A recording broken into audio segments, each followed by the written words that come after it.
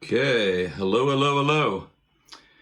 Well, today is August 10th, and I promise you I bring the part 2 and end of the fourth turning review of the book, and also, excuse me, not the exactly review of the book, but the tenets and understanding the tenets in the book. And what's really important is to see what's happening. And but before we get to that, I just want to let you know I just got my proofs for 3 articles that are coming out in November. Excuse me. And one of them is on the 6.5 Grendel. That's a 6.5 Grendel right there. That's a 123 grain bullet SST right there. And then also there's an article coming out on the 6.5 PRC that also is covering the Ruger Hawkeye LRT, the long-range target rifle. And also what I've got is the third one. These are all through Athlon Group, and the first 2 are at Tactical Life magazine, and then the other one's going to be at Complete Reloading. That'll also be coming out about Thanksgiving, and that one will include this beauty right here. This is the Ruger Hawkeye African. It's actually better for up here up in Alaska, and it's coming. I got this in actually 2 cartridges. I've got this one specifically right here, which I've added on and replaced the sights, the iron sights. I've got the New England custom gun, ghost ring, peep sight, both post and peep, that I put on this Hawkeye African from Ruger. And it's shooting the 9.3x62, which is actually the cartridge, the round that I am reviewing and writing up the reload data for. And that's this. This is the 9.3x62. This is my new favorite bear and moose for up here in Alaska. And for comparison, you can see you've got that is the Grendel in the middle, okay? And then you've got your 6.5 PRC right there for comparison. But that's the, I call that the hammer. So I'm gonna get a lot of use of those rounds this fall. But I just want to let you know and keep you appraised of the latest. So, November, go to your magazine stand and pick up a copy of Tactical Life. Tactical Life magazine from Athlon Group, Outdoors Athlon Group. And then the other one, of course, is Complete Reloading magazine. They'll be coming out in Thanksgiving. And that's also from Athlon Group. So, what are we talking about today? You know, the price of gold is up past 2,000. That should give you an indication of what's happening. When was the last time that happened? Yeah, that in itself should be an eye-opener. So let's go with the fourth turning, and let's go with it and get going with it, and let's see where this buck and bronc is gonna take us. Because let me tell you, it's a humdinger. So, let's move that over a bit. And we'll move that a little bit over there. And I'll move that a little bit over there. Let's get down into picture form. So, the fourth turning and the perfect storm. I'll be telling you what the perfect storm is all about. And it's going to be quite interesting if we think about our food sources. Because if you're not thinking about your food source right now, you should be. Hey, you know, I've gained quite a bit of weight by enjoying a McDonald's burger.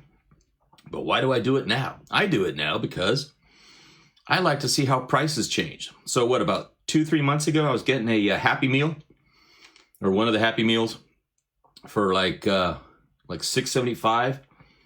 And now what's the price? Over $9. Meat prices. Think about meat prices. Think about potato prices. And all these interesting increase in values and increase in the inflation What I'm terrified, and you should be too, is something called hyperinflation. That's actually what happened back in Germany in 1923. That's what happened in Zimbabwe. Before, of course, the Chinese came in and bailed them out and now own China. Now own Zimbabwe, former Rhodesia. So the fourth turning, the perfect storm, part 2, episode 25. So let's talk about what's an issue right now for our society, which is preservation versus conservation. Now, this model right here is talking about, wildlife conservation, hunting, fishing, land improvement, waterfowl land improvement, waterways, wetlands, all that kind of stuff that's done in conservation. Then there's also something called preservation. And it's interesting that in our society, we've become more and more based on preservation as compared to conservation.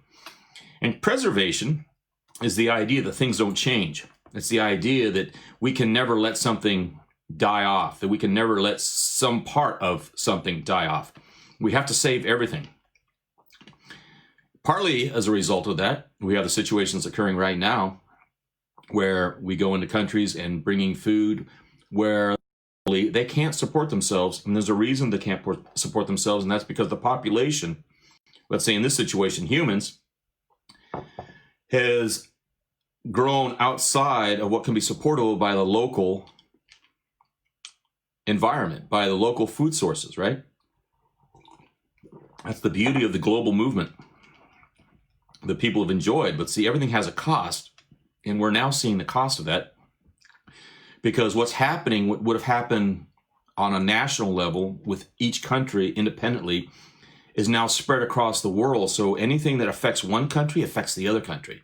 So we're kind of like locked in this death embrace where people are trying to find out how we can get out of it. So the Chinese are trying to get out of it. The United States is trying to get out of it.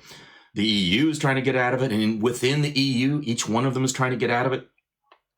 Because it's all the weight of all this mass that's got us to this point where we try to preserve things and we don't appreciate the aspect of life and death, how life is the bounty and the creation of something, and then death is actually the next reset. And it's a reset on a societal level, an economic level. It's also a reset on an environmental, ecological level, right? Natural. So here's the thing about preservation versus conservation. And how does that affect us? Because what's going to happen is we've tried to preserve things. And that includes try to preserve the type of government that we have. We try to preserve the type of economy that we have. We try to preserve the type of society that we have. You see that within religions. You see that within states. What's the difference between Texas and California, or Montana versus Vermont? Or Connecticut versus Washington State. Each one of them has its own society. The society's changed. The society has occurred to change based on the influx of immigration, and also change based on the emigration out of these states into other states. And how is that affecting everything? So what we have right now is we have this issue with going through preservation. We've tried to save everything, and now we're going into conservation. And in conservation, we've been attempting to kind of like release the pressure of what's been happening. That's why you don't have automatic responses to what's happening in a society like in Portland and Seattle in the manner that would have been dealt with in the manner that was dealt with back in the 1930s and the 1920s, which is there was a violent response from the government, i.e. people being shot down. And we're not even talking about Kent State. Everybody likes to talk about Kent State because there's the baby boomers who were alive during that time to remember something like that. But if you talk to your grandfather, your father who was from an earlier time, those who had gone through the Depression or those who had gone through the 1920s, they'll tell you about the race riots in Chicago. And how that happened right after World War I. And how, it's sad to say, but, whites were going after blacks and killing them in Chicago. And you also have the government going around and shooting people, and mistaken identities occurring, to the point where we have the response to that, and the counter to that is the ones who are creating the most violence are actually the quote protesters and perpetrators who think that, oh, well, we're protesting. But here's the thing. It starts off as a protest, and then it gets hijacked. And that's what happened with the BLM movement. The BLM movement is a situation where it's based on color initially, but now it's become a Marxist front. And the same thing happened in Russia, same thing happened in Nicaragua, same thing happened in El Salvador. It's every time you have a movement, a group of people, and basically what we've got a Bolshevik revolution in the United States happening so many decades after the, now it's more than 100 years since the Bolshevik revolution in Russia. It's wild. But we got the situation where we've gone through conservation, and now we can't conserve anymore, right? And we're going to head to a point where we go through the crises, and I'll be talking about the crises and also the unraveling, because we've already gone through the last stage that we went through in the fourth turning. That was the third turning. Remember, the first turning, second turning, third turning, fourth turning. We are presently in the fourth turning. And the fourth turning, of course, is called a crisis.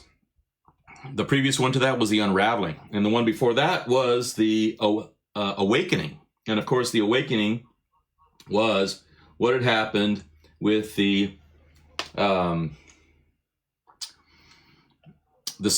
and everybody finding themselves and finding they didn't want to be part of the institution that their parents had created. It's really interesting. It's kind of like, kids revolting against their parents, except on a grand and political and geopolitical level, right? So what's happening is you've got the situation where we're going to go through this crisis, and after this crisis, it'll be just like 1946, 1964, and we'll be going through a restoration. And in ancient history, well, not so much ancient if you look at it on a large level, but the restoration of Europe, that's what it truly was. It was a restoration after all that had happened before that. Here, we'll be going through a restoration. The question is how that restoration will occur and who will be leading that restoration. That's what should be concerning you. Will that restoration be led by a bunch of Bolsheviks, or will it be led by people who are trying to change the world and make it a better place than it was before, having learned the lessons of the prior generations? That's a big question, because it seems like we're not really learning the lessons. We just keep on regurgitating something in a different form, but yet the same central idea. That's what we've had. We've had this idea for the last, 60 years, where what we want to do is we want to keep status quo. We want to keep everything as it was. We want to keep everything so that it doesn't change. It doesn't change, and by not changing, we think that that's a good thing. But it's just like a forest. If you have a forest of old growth and it just continues to continue growing, you get what's called a dead forest. Even though this forest is old and it's tall, there's nothing growing down on the ground. And then what happens is you get a lot of undergrowth that grows in there, and then you get what happened in California, because nobody was working with the land and doing conservation as compared straight to what had occurred, which is preservation. Remember, preservation is an unnatural act. Preservation versus conservation. Conservation is a cyclical movement as compared to preservation, which is a straight line. And there's nothing in the universe that is a straight line. Even a straight line is made up of a bunch of variations and cycles, right? As we look through history and as we look at what's happening right now in this country, what's happening globally. And that's actually why Edward Abbey, famous in the ecological movement back in the 60s and 70s, perpetual growth is the ideology of the cancer cell. And that's what's actually been perpetuated by various groups, thinking it's a good thing to keep on spending, keep on supporting, keep on floating something that should have been evolving and changing. And instead, what happens is it gets stale, basically in the same manner that it had happened back in the 1920s. In the 1920s, after World War I, we had such a level of affluence within this country. And contrast that affluence into Germany at that time period. So here you got two sides of the world in terms of economics. You've got Germany in the 1920s, and you've got the United States in the 1920s, and they were two very different worlds, right? So let's see how that changes out. Well, one of the things I'm finding out is that a lot of people are in denial. And this is a great description. I'm not going to read the whole thing to you, but that first part is a really good one.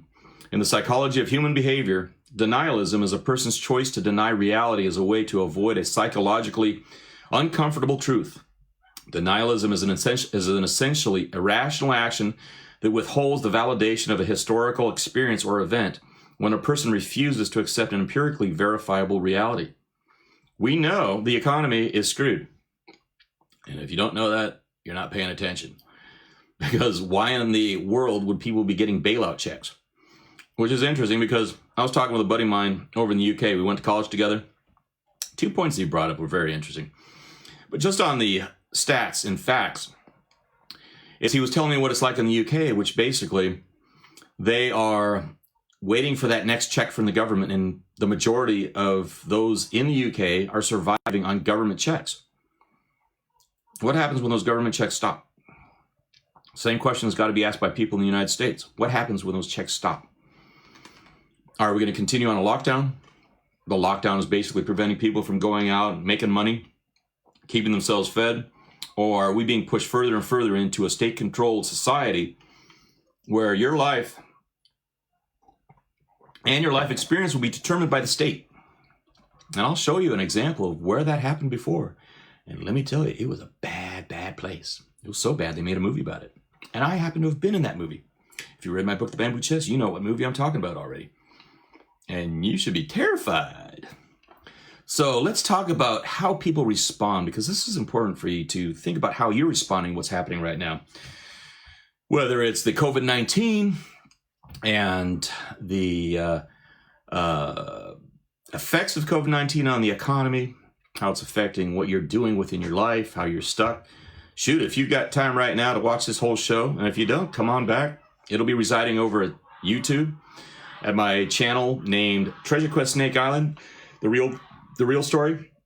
And that story originally was being described through the book that I wrote, So You Want to Be a Reality TV Star, and that this channel, of course, at YouTube was created in order to explain and promote that book. It's still very valid. If anything, it's actually even more pertinent right now with the way the media is playing everybody. And it's amazing how easily people are being played. But at the same time, if you understand how reality TV is just a tip of the iceberg on how you can manipulate and modify people's thinkings just by saying, well, this is the truth, right? So if we tell you that this is true life documentary, you're going to believe it is, in contrast to the truth, which is you find out that, oh my God, you're telling me that reality TV is pretty much 100% scripted? The question is, how is that script delivered to the actors who sometimes, like in my situation, especially the first season, don't even know that they're actors until it's too late. Yeah, but that was in the book. So anyway, I won't go too much into that because right now we're talking about the crisis because that's where we're at right now. And what's really important is for you to understand how you react to this. So the adjustment reaction, and it's described by Peter Sandman, he's a pretty good theorist on this, and that is when someone first learns about a new and potentially serious risk, the natural, healthy, and useful reaction is, in a sense, an overreaction. It's kind of like when we talked about previously in the episode on racism. It's just like racism. Why are humans innately racist or prejudiced? It's a better word to say prejudice, because prejudice goes further than just a person's skin color. It actually goes, you prejudice when you come into a new situation. And we have evolved over hundreds of thousands of years. You are here because someone previously responded to a threat in a manner that enabled them to avoid being killed by that threat. That takes a prejudicial attitude towards, well, if I come into this area, you're being prejudiced to stay out of that area completely, because let's say you're coming into an area that someone had been attacked by a tiger, right? So you're in a jungle, you're going through, you come into a situation and you say, whoa, wasn't this where Bobby got nailed by a freaking tiger? So you're prejudiced to not walk into that area of the jungle. But let's say you're thirsty and there's a spring in there and you need that water. You'd like to get water from that spring. but you're already prejudiced to this area of the jungle because you have come here before and your friend got killed by a tiger. You survived. So your immediate response is, well, when I come into this area of the jungle, I shouldn't go into this area of the jungle any further because there's a tiger waiting to get me. Well, let's say that tiger died years ago or was killed by somebody else. Well, there's no tiger there anymore, but the water is still there and you need that water. So that's actually a learned response, is to overcome that prejudice, right? And that's how we're all wired. But the immediate response, and actually what saves you, because let's say another tiger takes the place of that other tiger, right? So there's actually still a threat. So your response is to not go in there. And by doing that, you save yourself. And so that genetically and behaviorally is passed down through generation after generation to the point that maybe nobody even knows where that came from. That translates into, oh, if I see someone of a different color, and let's say that person, people of that color had killed somebody of my color in some ancient time period, that would be the response that comes up, right? That's how prejudice occurs. And it's in all of us. But what we do, and this is the beauty of being able to think for yourself, is we have customs. And it's really weird and kind of screwed up that those customs are not enabled to be followed, such as you offer your hand to say hello. You know, you offer your hand, which in the old days, which is you raise your hand, which is to say, I have no weapon. I have no knife. I have no dagger in my hand. I come to you as a friend. And the other person would raise their hand and show their hand and say, I too am unarmed, and I come to you as a potential friend. Let's talk, right? Well, it's interesting that now we've got a situation where our society is affected where we can't even do that anymore. And we have to interact with people through the internet. We have to interact through Zoom calls and all this kind of stuff, which doesn't enable you to actually get a better read of somebody when you talk to them, right? Interesting. Wow, our society is being modified right now. But let's go back to the adjustment reaction that Sandman's talking about. Sandman's talking about. And as you pause, right? And then you're hypervigilant, okay? And then you personalize the risk. Remember I said, oh, Bobby got killed by a tiger in this part of the jungle. I've personalized that, okay? Then you take extra precautions. You're a lot more wired. You're a lot more sensitive to what's happening. You're trying to not get eaten by a tiger. And then as it goes, you've got they are part of the process of adjusting to the new risk. And here are the key characteristics of the adjustment reaction to the crisis. And that's where we're at right now. It's automatic. It comes early, but this is the best part of it. It becomes temporary. You know, people always ask me, what was it like when you're in combat? Well, when you're first in combat, the first time you're in combat, you're like, oh my God. And then you're oversensitized. There's, oh, you're always going to get wired. You're always, oh, what's going to happen next? And then it gets to a point where you're just going back and forth and you're going into combat and coming back. And it's just like you're going to work. You have a lot more emotionally impacting things, but you are just going to work. And it's like, you could be taken out. You might not be taken out. Who's to say? But what's happening is you get used to it. You get used to a lot of things you might think you never could have gotten used to. You get used to people dying. You get used to seeing some real horrific things that you never thought you could even get used to. But it's just because you see it, and you see it over and over and over again. And so that's what happens is you get this adjustment reaction as it goes. You initially have this spike. You respond like you're oversensitive to things, right? And then you start to mellow out. And that's actually one of the reasons that, like with paramilitaries, with different agencies, that's what they're looking for. They're looking for people who've been in combat experience. You know, so when I was recruited by the agency, I was recruited as an asset first. And by that time, I already been in combat. My first combat experience was back in Laos, you know, and I wrote about that in the Bamboo Chest. But by the time I was in Central America, I had been in combat for at least 6 months, okay? And in Central America, I'm going to show you a little bit about what that's like. I've been looking around on YouTube to find some videos, and let me tell you, that's actually one of the reasons I am kind of, like I said, that I was going to come out with this about a day later, and I went and got the videos, and it brought up a lot of stuff for me. So it's like, you know what? You deal with PTS. I know how to deal with PTS, and I just go through it, and then I'm back on, and I'm fine. And that's how we deal with it. And we deal with the memories, and we deal with the idea of how they affect us emotionally. And a lot of people are going to be dealing with that in the future, locally. You're already seeing this in places like Portland and Seattle, because trauma is trauma, whether it's because you're specifically in a full-on war or you're in the initial stages of a revolution, right? So remember, it's temporary, and you get past it, and then it gets into small overreactions, and then it goes, and then you may need some guidance, and then you seek guidance, and that's why you look to those who have been through that. That's why the mentoring process in combat is very important. That's why you go to somebody who's been in combat before you, who teaches you about. So when I was in combat in Central America, and I was working with other paramilitaries, either from Argentina, the United States, other parts of Latin America, those who had been in combat, I would learn from them. And then it got to the point that I then became someone who mentored others who were new to combat, especially those who I'd recruited into platoons that I was running at the time. Anyway, so you would go in and you go through the guidance, and you're going through rehearsal, and then the probability of later overreaction. So we're getting on this wave, and this is what's happening.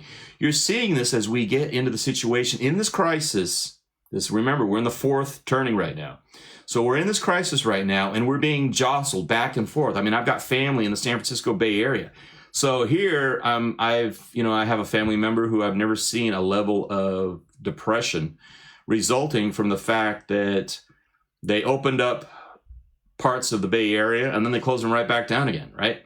The response. That's part of that overreaction. And see, it's not just happening on the people who are having to deal with the actions of the government. It's happening, all this stuff, the adjustment reaction, it's happening to the people who are running the government, right?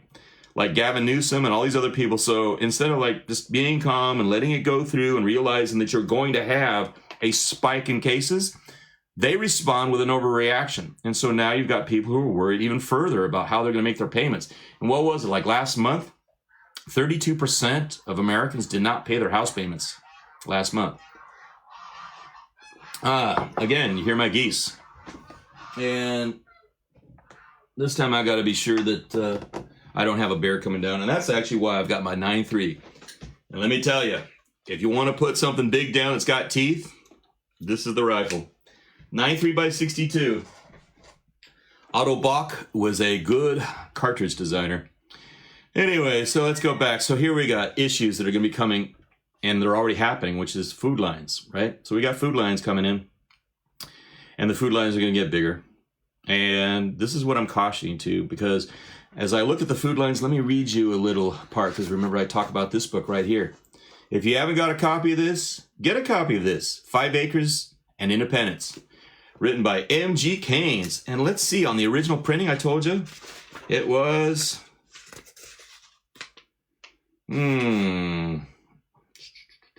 Yeah, original printing was in 1935. I take that back. I said it was January. It was that was actually the second. That was the second printing of this book. The first printing was in 1935. So they'd already gone through the initial part of the Great Depression. And this copy right here was printed in 1973 by Dover Publications. But this was actually enabled through a grant from the USDA. But let me read this section. This is chapter 2. So chapter 2 of this great book. And this is the book that 20 years ago got me thinking, you know what? I think it would be a good idea for me to get out of the city, because being in the city is not the place to be. And if there's anything that gives you an indication, if you watch Fox News, and since I write for the Daily Caller, of course I'm going to watch Fox News because Tucker Carlson's on there. And Tucker Carlson had a guest who was talking about his brewery. Well, you know, that guy had a little bit more money than I do, and he moved to the country. But I moved to the country because I wanted my actual land to be self-supportive, and here's why. So let's start. City versus country life. Farming must be a family affair just as much as it's ever been, but the modern way is not to make a drudge of any person, adult or minor.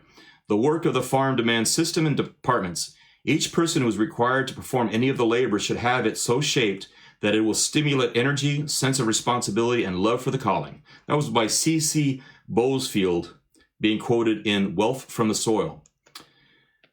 One of the most striking characteristics of each, quote, depression period is the tacit acknowledgement of city dwellers that, quote, the farm is the safest place to live. For though there is each year a migration from the country to the city and a counter movement to the suburbs, and a less pronounced one to more agricultural environment, the movement becomes an exodus when business takes a slump and employees are thrown out of work. So long as the income continues, the employee is prone to quell what desires he may have for rural life and to tolerate the disadvantages of urban surroundings rather than to drop a certainty for an uncertainty. But when hard times arrive and his savings steadily melt away, he begins to appreciate the advantages of a home which does not gobble up his hard-earned money, but produces much of its upkeep, especially in the way of food for the family. More than this, however, he realizes at the end of each year in the city that he has only 12 slips of paper to show for his perhaps chief expenditure, rent, that he and his family are, quote, cliff dwellers, who probably do not know or want to know others housed under the same roof. Think about that. That his children, quote, have no place to go out but out and no place to come but in. In short, that he and they are eking out a narrowing, uneducative, imitative, more or less selfish and purposeless existence. And that his and their, quote, expectation of life is shortened by tainted air, restricted sunshine, and lack of exercise, to say nothing of exposure to disease. Contrasted with these and other city existence characteristics are the permanence and the productivity of land, whether only a small suburban lot or a whole farm, the self-reliance of the man himself, and that developed in each member of his family, the responsibility and satisfaction of home ownership as against leasehold, the health and happiness typical not only of the life itself, but of the wholesome association with genuine neighbors who reciprocate in kind and degree as few city dwellers know how to do. The probably longer and more enjoyable, quote, expectation of life, but best of all, the basis and superstructure of true success, development and revelation of character and citizenship in himself, his wife, sons, and daughters. Now, jumping in a poignant sense, city existence is non-productive. It deals with what has been produced elsewhere. Moreover, it is dependent upon income to supply outgo. And in the great majority of cases has nothing to show, not even character, for all the time and effort spent. Country life reverses this order. It not only produces outgo to supply income, but when well ordered, it provides surplus. Nay, further, it develops character in the man and each member of the family. Nothing so well illustrates this fact as Who's Who in America, a survey of which will show that the majority of the men and women listed in its pages were reared in rural surroundings. Now, mind you, this is back in 1935, so everybody before then was raised in a rural farming community pretty much, or they knew somebody, or they had family. Contrast with what we have now. We'll be talking about that in just a moment. Were reared in rural surroundings. Here they learn not only how to work and to concentrate, but inculcated that perhaps hardest and ultimate lesson of all education, obedience, succinctly states in Ecclesiastes, whatsoever, quote, whatsoever thy hand findeth to do, do it with thy might. Of course, decision to renounce city existence for country life is not to be hastily made. However, for the health, the joy, the knowledge, and the formation and development of character and the foundation of a liberal education, there is no comparison. Yeah, and we'll talk about, not in this episode, but we'll talk about the definition of what a liberal is. Yeah, and I don't like it being hijacked by a bunch of freaking commies. Let me tell you about that. But anyway, of a liberal education, there is no comparison. But what do you inquire is a, quote, liberal education? Let us listen to that great scientist, Thomas Huxley.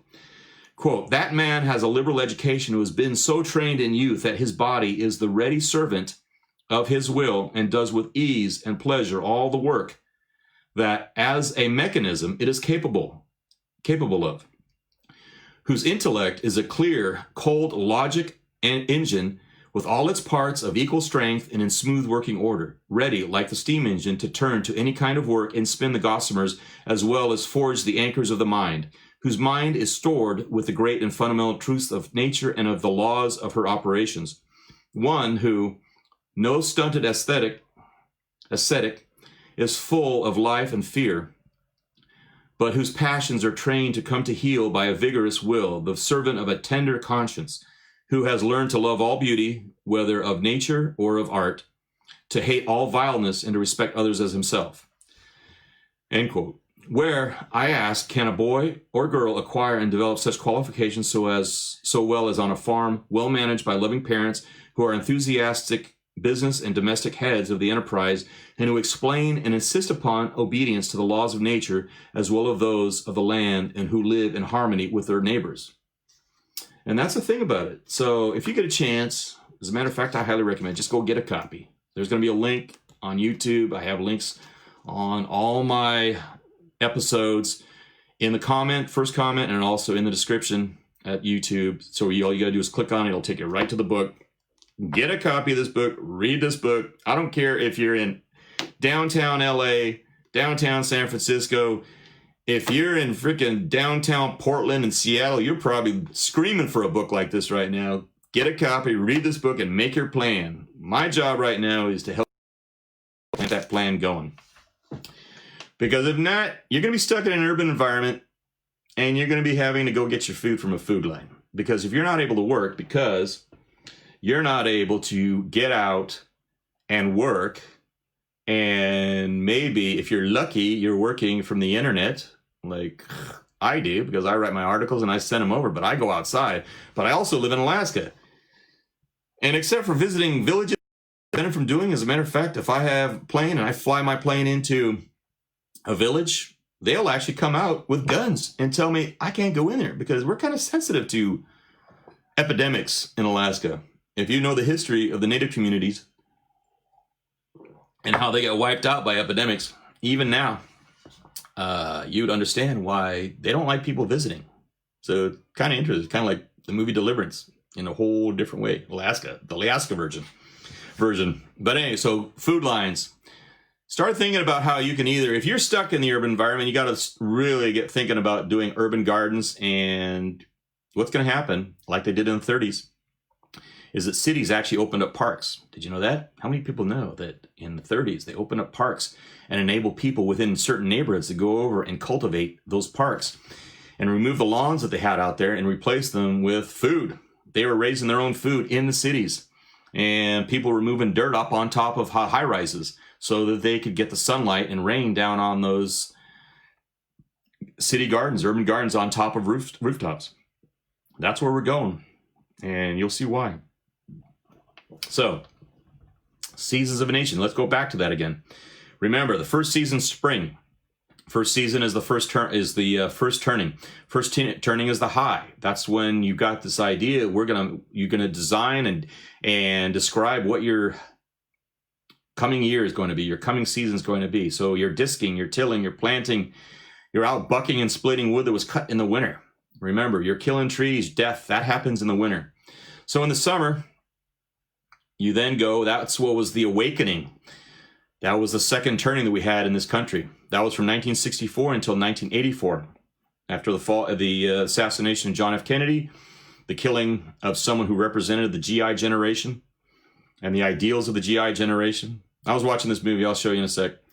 We'll get an idea how idealistic that frame of mind was and how it affected what they created, which we have been living off for the last 60 years. Think about that. And so the summer, nurturing, you're hoeing, you're trimming. As a matter of fact, after I'm done, I'm going to go out and I've got a bunch of bok choy that I've got growing that I have to hoe and get all the weeds out. And I'll put probably some hoops because it's too cold here. And it's not too cold. It's the idea that it's colder. We'll be talking about it because that's part of the perfect storm. So then fall. Okay, we've gone through the fall already. You kind of hope you're in the fall, but we're not in the fall. We've passed the fall. The fall was the unraveling, and I'll be talking about that in a sec. And that is the unraveling. That's the third turning, the fall. That's the preparing for winter. That's the harvest. That's the pickling. That's the preservation. But in our country, that's how things were just falling to pieces, and things were not, the lack of trust in the government was beginning to really open up. But also what was happening, the government wasn't providing things that were necessary. I.e., like when Reagan was letting a lot of people who should have stayed in institutions out because it was not cost effective. You know, there's a point where you got to find out what is cost effective. Is it financially cost effective, or is it cost effective to the society? And in that situation, that was a bad move, I think, by President Reagan. That is the idea of cutting down and closing down all the institutions that were keeping those who weren't able psychologically take care of themselves. So you put them out on the street, and guess what? They reproduced, and then it got bigger. And now we're dealing with the repercussions of that. Because if you think about all those people who are taking the opportunity and realizing, hey, I can jump right in all this rioting and destruction, and with people like Soros paying for it, you got free money. People don't turn down free money, right? And then we're in the winter, and that's where we're in. We're in the bunkering down, and that's what you got. You got bunkering, and what are you doing right now? Yeah, that's a lockdown. That's kind of like, when it's winter and you got snow and you got a blizzard, and you'd be kind of like an idiot to be out there in a blizzard. And let me tell you, I have been an idiot in a blizzard. I was coming back from dinner, visiting a friend when I lived here the first time back in 91, and I was caught in a blizzard. And let me tell you, you got to be real calm, and you really got to get control of your emotions when you're stuck in a point where you can't see 5 feet in front of you and you're trying to get back home. And you don't want to freeze to death. You're on your skis. I was on telemark cross-country skis, and I had my pup Chesapeake, and it's amazing. I actually just followed him, and he took me back to my cabin. And I got back, and I started that barrel stove up, and I got that house all nice, warm and toasty, and I said, I'd never, ever get stuck out in a blizzard again. But I really learned how to get in and out of a blizzard if I got stuck out, because, you can't choose when weather comes in. You can kind of choose by saying, well, if there's a front coming in, I know not to go out. But if you get hit because you have no communication, you're stuck out in the field, which in Alaska, it's pretty easy to end up having to do that where you're stuck out and you got to come back. So bunkering in, keeping the fires going. That's when I go out, on good days, and I cut trees down I cut them down at that time because that's when the sap is lowest, is during the coldest days of winter.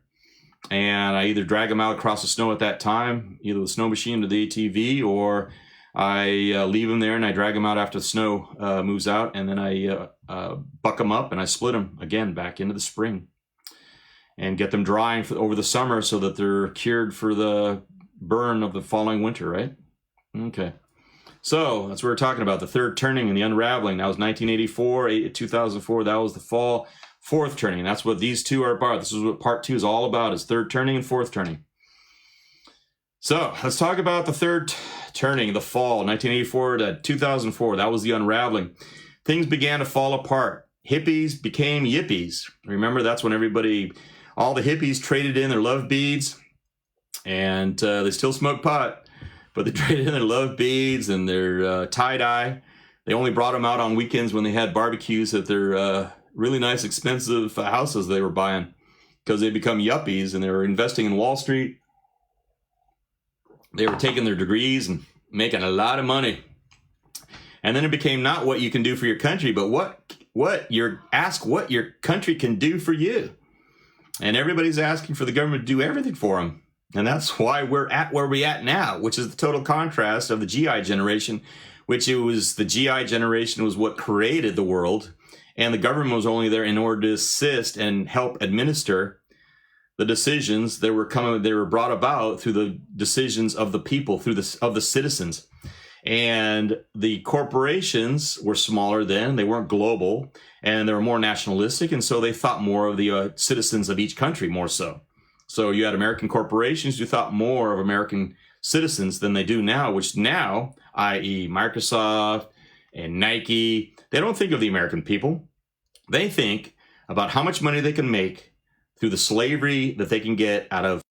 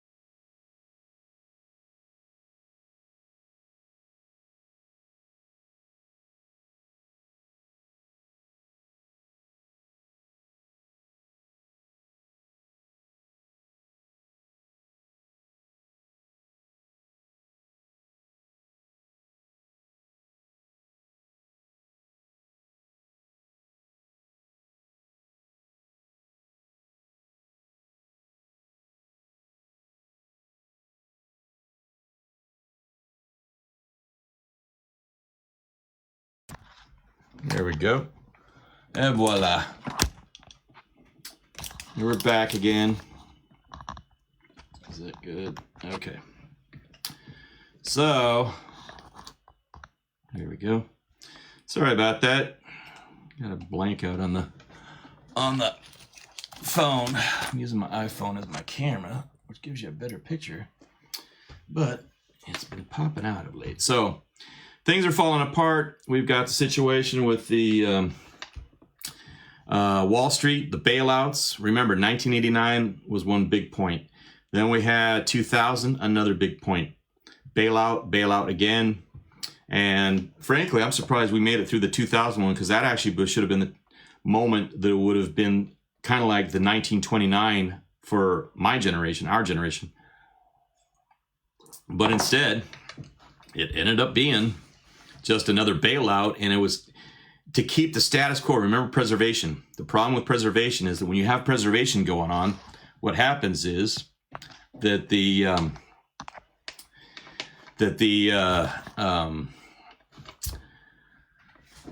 preservation leads to imbalance. It turns into a situation where you cannot get out of it because you get locked into it, and that what happens is it becomes a death embrace where we're all together. It's kind of like when Japan was buying up all the real estate in California, and now it's the Chinese who've bought up all the real estate, and the Chinese who have bought up all the film companies, and that's the reason you got Hollywood, who's just kowtowing and to the CCP and making it look like, oh well, why should we care about anything that China's doing? China's not doing anything bad, really. The CCP specifically. But that's what's happened. We've got all these bailouts, and the bailouts enabled, just like with Zimbabwe. Zimbabwe, they got into it. They had a hyperinflation, and then China came right in and said, "Oh, we'll buy your debt," and suddenly they own Zimbabwe, right? Also in the 1980s, 84 to 2004, we had major decadence in terms of spending and buying, and people, that's the whole thing about lines of cocaine and sushi on people's bodies and all on nude women, at parties and all this kind of stuff. It was just to show the splendor, just like the Roaring Twenties. I mean, actually, if you read the real history of the 1920s, you'd be surprised what Grandma and Grandpa were up to back then, especially if they were part of great grandpa and grandpa were wealthy and making bank off Wall Street and stocks back in those days. And just the spending of wealth and people, that's when you really began having people thinking, well, I can get credit and I can buy something on credit, as compared to what it was in the 30s and the 40s and even in the 50s, which is no credit. We went through the 30s. We got in trouble in the 30s because of credit from the 20s, right? So people were smarting from that, but then people forget, people never heard the stories, and nobody wanted to talk about those stories because those stories were so horrific for people who actually went through the 30s, right? And those are people who had to go out through World War II. And what did we have through the 80s and into the 2000s? It's the wars of convenience. The war that I participated in Central America. That was a wild war because nobody even knew we were fighting it. And that is interesting because you talk about people losing trust in the government. Well, imagine a government that knows it has to do things. It has to fight a war against communism. And it wasn't a Cold War. It was a freaking hot war. People were dying. I had friends getting killed in that war, okay? People were dying. It wasn't a Cold War. People like to call it a Cold War. And I call it actually World War III. People say, oh, well, we're going to World War III with China. I said, no, that'll be World War IV. We won World War III, but people won't even have knowledge of that, because when we won during Bush's administration, and Bush was part of the New World Order. And so the whole idea that Bush Senior, is that, well, let's keep quiet about this and just let it happen. And then when the Soviet Union totally fell, and we took one part of communism down, and that's wild because once we took that down, State Department, well, we can bribe the Chinese just the way we bribed Gorbachev. Because that's how it happened. It wasn't just because of the fall of the economy in Russia and then the battle between the KGB, the hardline communists, and the Russian army, who said enough of this. It was actually that we were able to bribe Gorbachev, and he's living quite well.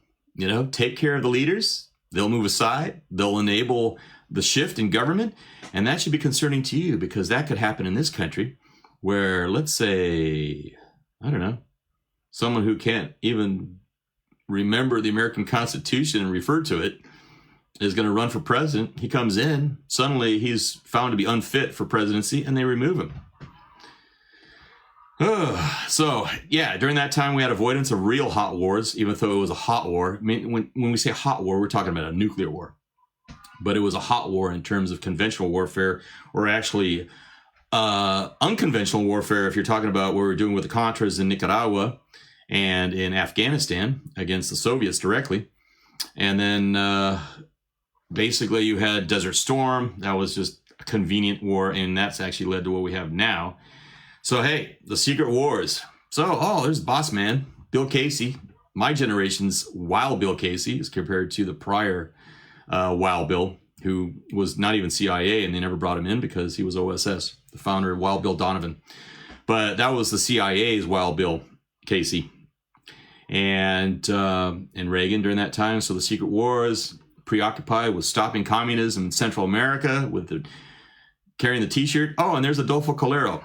Yeah, back in the 80s, I was part of a security contingent who was protecting Adolfo Calero when he was visiting Sacramento for a recognition from the California government, which was wild, because talk about demonstrating anti-U.S. involvement in Central America demonstrators, or just flat out Marxists. Well, same guys who are in Portland, same guys who are in Seattle. They showed up at the state capitol when Adolfo Calero. So that's kind of interesting. When I look at Adolfo Calero, I can see how high he is. I know how high Oliver North is. Oliver North is about I don't know. He's about half a foot shorter than me.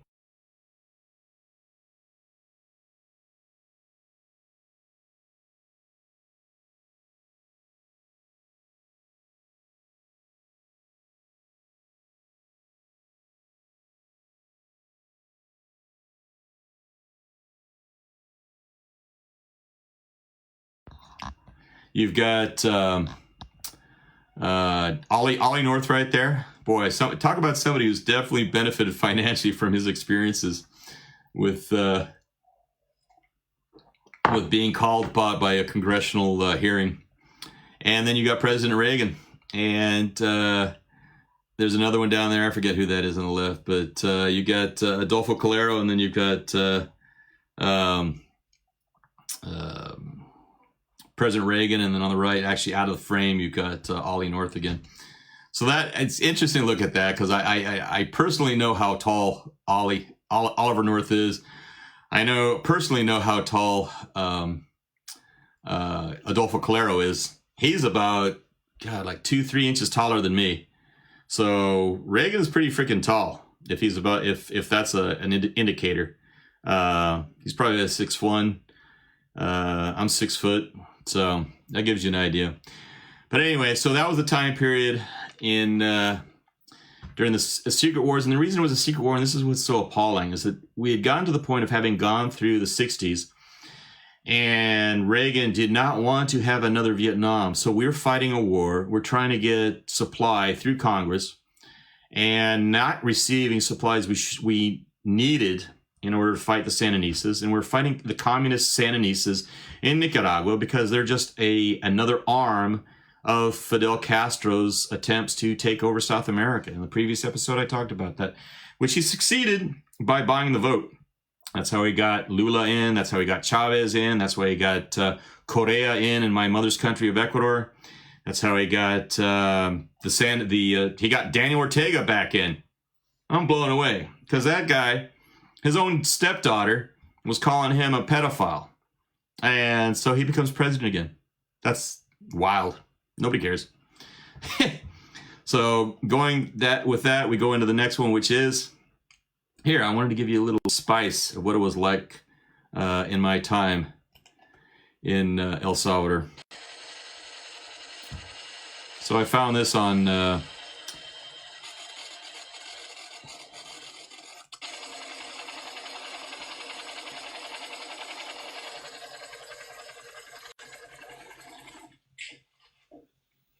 and so here you got KIA.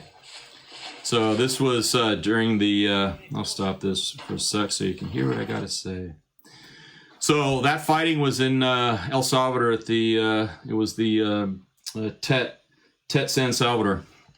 And that was toward the end of the war. It was a heavy duty battle. And so here we got the FMLN dressed in black.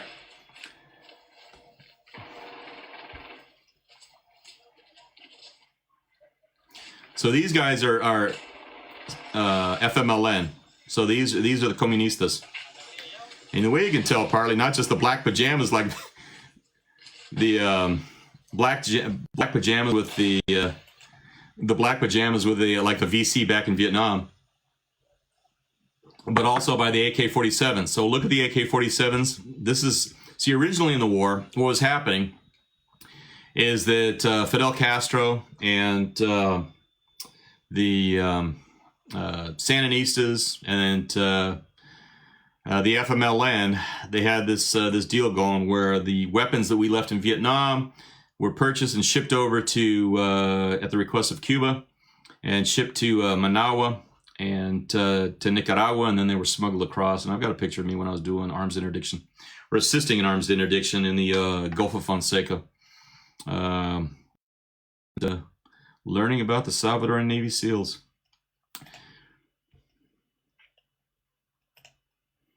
So we got some fighting over in here. Let's see. Oh yeah. So this is with the.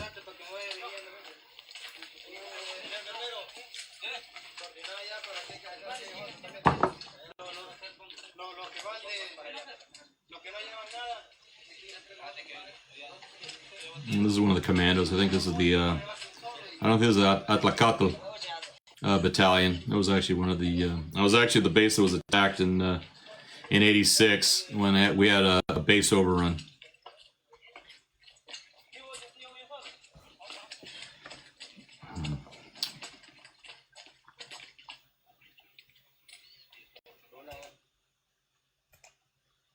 So anyway, yeah, so that was my experience. That's what I was seeing when I was down there. And here's pictures of me during the my time fighting the comunistas in Latin America. And it was a different time period. And let me tell you, if you want to stay in shape, combat stress is a great way to lose the subcutaneous fat around your cheeks. But hey, I still had my teeny bopper look back then. It was good to look like you're 16 and be 20, 21. And yeah, different time. But the whole idea coming back from that and being told, hey, keep your mouth shut. Don't even talk about what you're doing. And yeah, you won the war, but really we don't want to hear about it right now because we're trying to make sure that we can work a deal with the former Soviets, and hopefully it'll be a smooth transition. And by the way, we're also going to see if we can buy out the Chinese. And that's what we're dealing with now. So instead of taking recognition and showing that we had been in a full-on war from about the Archangelesque Brigade, or the Polar Bear Brigade. Read about the Polar Bear Brigade that was sent from Michigan by President Woodrow Wilson. That started the animosity between the Bolsheviks, the communists, the Soviet Union, Lenin, Stalin against the United States, because we sent troops along with the UK to help the White Russians fight the Reds. And they lost, and we've been dealing with the repercussions ever since. And now it's no longer Russian, because see, that's the thing about Bolsheviks and Marxism. Marxism is not a nationality. Marxism is a religion. Remember that. Marxism is a religion.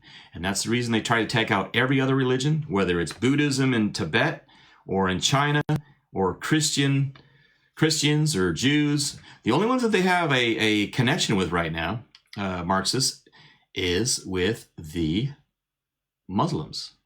Why? Because they have similar tenets, but it's more along the lines of the enemy of my enemy is my friend.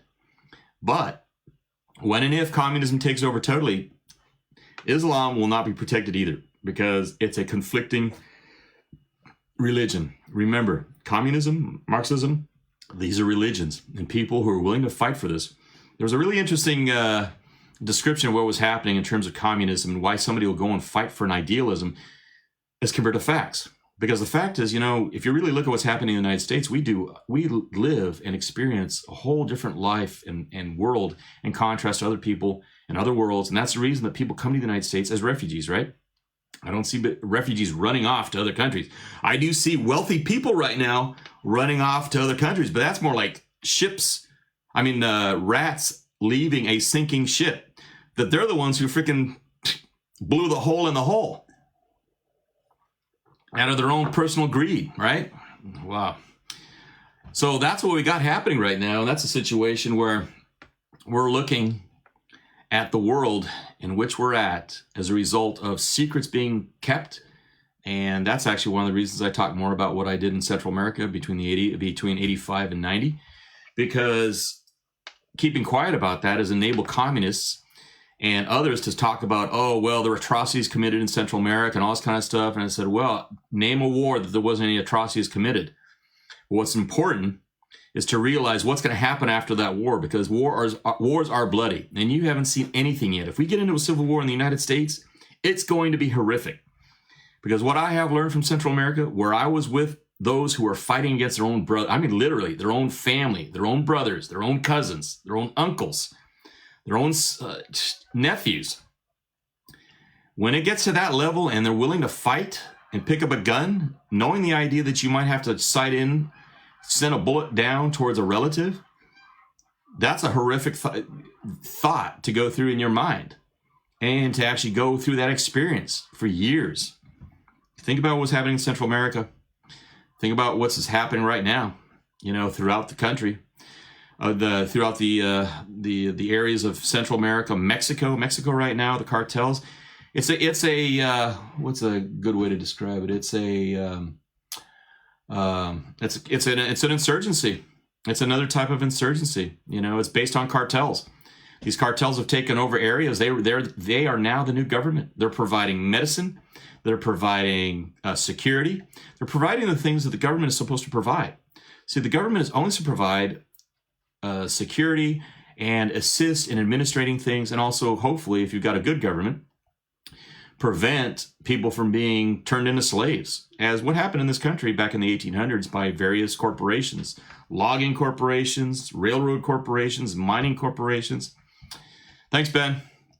And so what we're dealing with right now is we're dealing with the unraveling and how the unraveling occurred. So remember, in the awakening, you had the baby boomers who did not want to be like their parents, who created the institutions that they were given. And we're talking all kinds of institutions, not just like government institutions. We're talking about educational institutions like Harvard and Yale and Cornell, and we'll be talking about Evergreen College, but even down to small college, community colleges, local colleges, and how they then revolted against that. And that's why we have an issue right now, because you have these instructors who are Marxists and we're just in la land because, I'll just join in with everybody else because I think that's the best thing to do, right? And we'll be talking about, too, that I am just blown away because they're actually trying to infect the rest of the world with their naivete. So, yeah, here's what I was doing. That's me on a Piranha. So this Piranha, it had a 50 caliber machine gun on the front. We had two M60s on the back. We carried laws. We had 6 laws on board, plus we had 2 M79s. And basically, we go just like, jet squadrons, and we come in and we cut across these boats. So the big gunboats would come in from the Sandinistas, and we would come in, and we would cut them up, just like jets coming into a squadron in the air, flying in and firing guns. And the objective was to sink the pangas, or the longboats that they had with a little outboard on it, that they would use to transfer ammunition, all the stuff that was smuggled, that was brought over to Nicaragua and then was being smuggled in, or they were trying to smuggle in the FMLN. And we tried to sink it right there because it would go right down to the bottom, and then the FMLN couldn't get it. And then we'd have commandos hitting the the FMLN on the beach if we could, and trying to capture some good targets. So anyway, so the fall from grace, and this is how societies change, and let's look at through the lens of Hollywood. So when I was a kid, 1968, yeah, my dad took me to go and watch this movie at the PX in Saigon. So I have fresh memories at that time watching the real Tet Offensive outside of our house in Saigon. And then what? The Green Berets comes out, and my dad takes my mom and my baby brother and me to go watch this movie, because you could go watch movies at the PX at the commissary. And so Green Berets comes out, and remember what I told you, that every soldier goes into the military in order to fight the previous war, right? So it's like guys who went to Vietnam were hoping they were going to fight World War II. And John Wayne gave it to them, because the war they were fighting in the movie The Green Berets was not the war that they were fighting in Vietnam.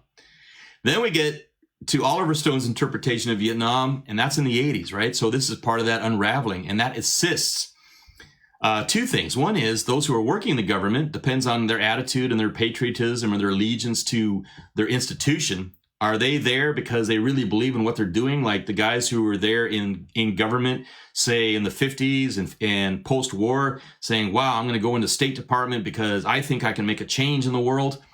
Or are they going to be more like a lot of people ended up in what we've got now, which we basically got the deep state. And what is the deep state? Again, it is not some big, dark, boogeyman.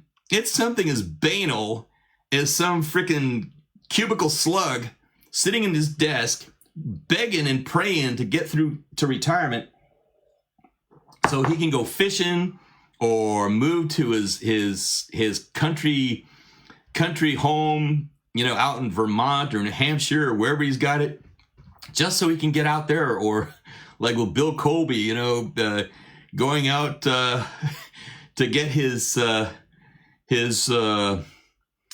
home out there in the, God, where is it? It wasn't in the Hamptons, but it was just out in Virginia. And then he dies. And that's a curious one. Yeah, my friend Zaylen Grant. You should read his. It's about potential assassination of a director of the CIA. Yeah, read about Colby. Interesting. Yeah, you can search it. Just search under Colby, Zaylen, Zalin, and Grant. Yeah. So Zip still lives in France now. He had a nice French farm, but and Zip was interesting because he was in the mini Tet, and he explained to me how much bloodier the mini Tet was in relation to the original Tet Offensive. So we go from that, another Oliver Stone that really actually describes what's happening in our society, which is people are going for the bank. And that's what Wall Street's all about. So instead, we have a society which is more interested in money and what the country can provide for money, not realizing the reason that America was so great and we could have such affluence in this country was not because of the money itself or what you could buy. It was based on what was created by the tenets described in the U.S. Constitution. The U.S. Constitution is supposed to describe the type of government that we're supposed to have. It's supposed to describe the freedoms and rights, what we call rights, which are really privileges. These were hard fought for privileges. They are described as rights in the Bill of Rights, but these are privileges left up to either a local dictator, a domestic dictator, to take away from us, i.e. in terms of whether we have a Politburo taking over, a communist Marxist Politburo, a socialist Politburo taking over from a free state, a free republic, and all these other aspects that are described in the U.S. Constitution that enable us to actually have a platform within which to, on top of it, decide whether we want a level of affluence in this country and what type of affluence that we want personally. So you have the right to create whatever you want within reason, as long as you don't break laws such as murder and theft and all this kind of stuff. But then we get into a situation in the 80s where it's like, hey, make your money how you can. It's like, if you lose, you lose. That's when you have people, in business reading books like The Five Rings. And it's like, reading books on war as though that's the way to do business, as compared to it was before, which is you just did good business. Good business was the idea that you did things as I described, with the description of my father's experience as a businessman, where you went off and you sold goods that you believed in. My dad truly believed in the goods that the company that he was that were manufacturing those goods. Those were things he believed in, and with that, he was able to go and sell them, and he sold them quite well. I mean, like I said, he took the office for Kohler International, out of Wisconsin, Kohler Plumbing Fixtures, Kohler Generators. My dad was the director for Asia Pacific Rim. That was from Iran, Tehran, all the way to Hawaii, all the way from New Zealand, from Auckland, from New Zealand, all the way north to Taipei, to Taiwan, and Hong Kong, to Korea, Seoul. And that was from 72 until 77 to go, to start as just an extra.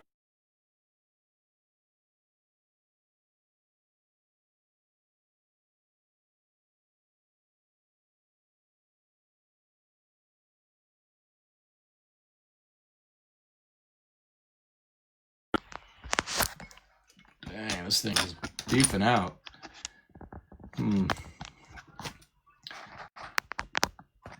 There we go. We are having some major technical difficulties today with the camera app. Anyway, so my dad brought it from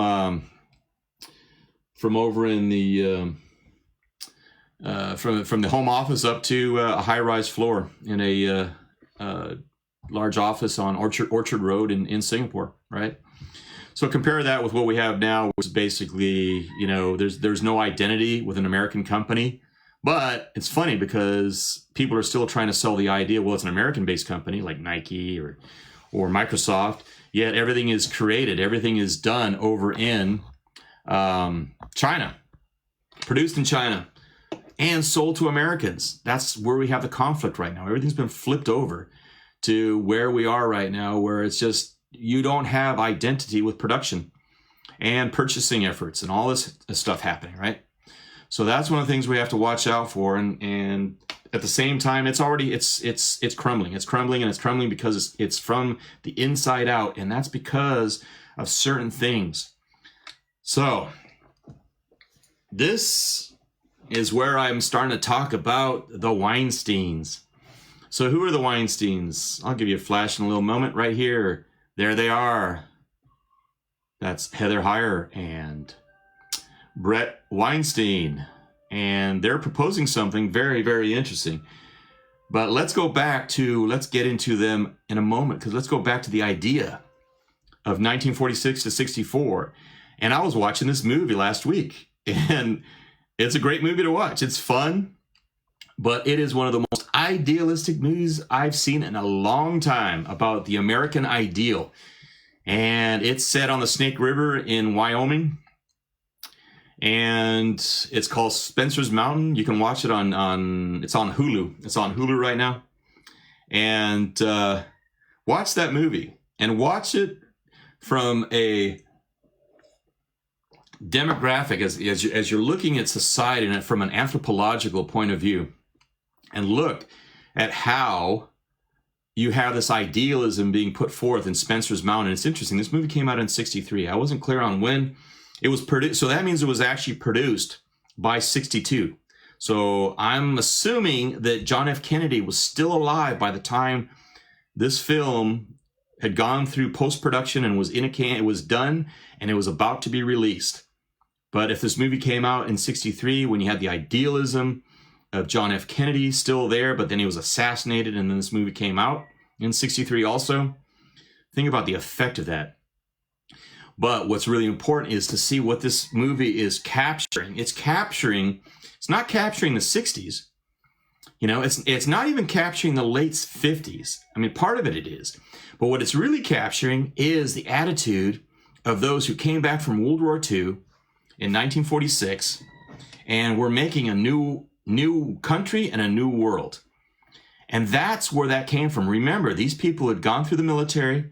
They had gone through some major American propaganda that unified the country in order to win the war against the Axis, against Italy and Germany, the Nazi Germany, and the Imperial Japanese.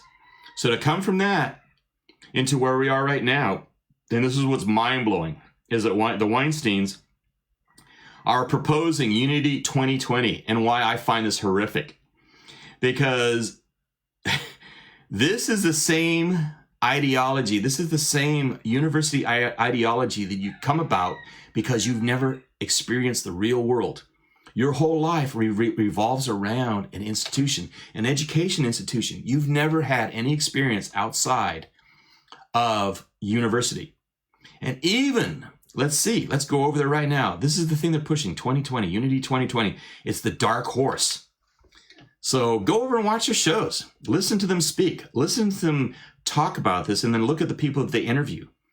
They'll never bring me on because I don't have that experience other than I've been in there. I do have the experience of having my U.S. history teacher, Black American, African American, Black.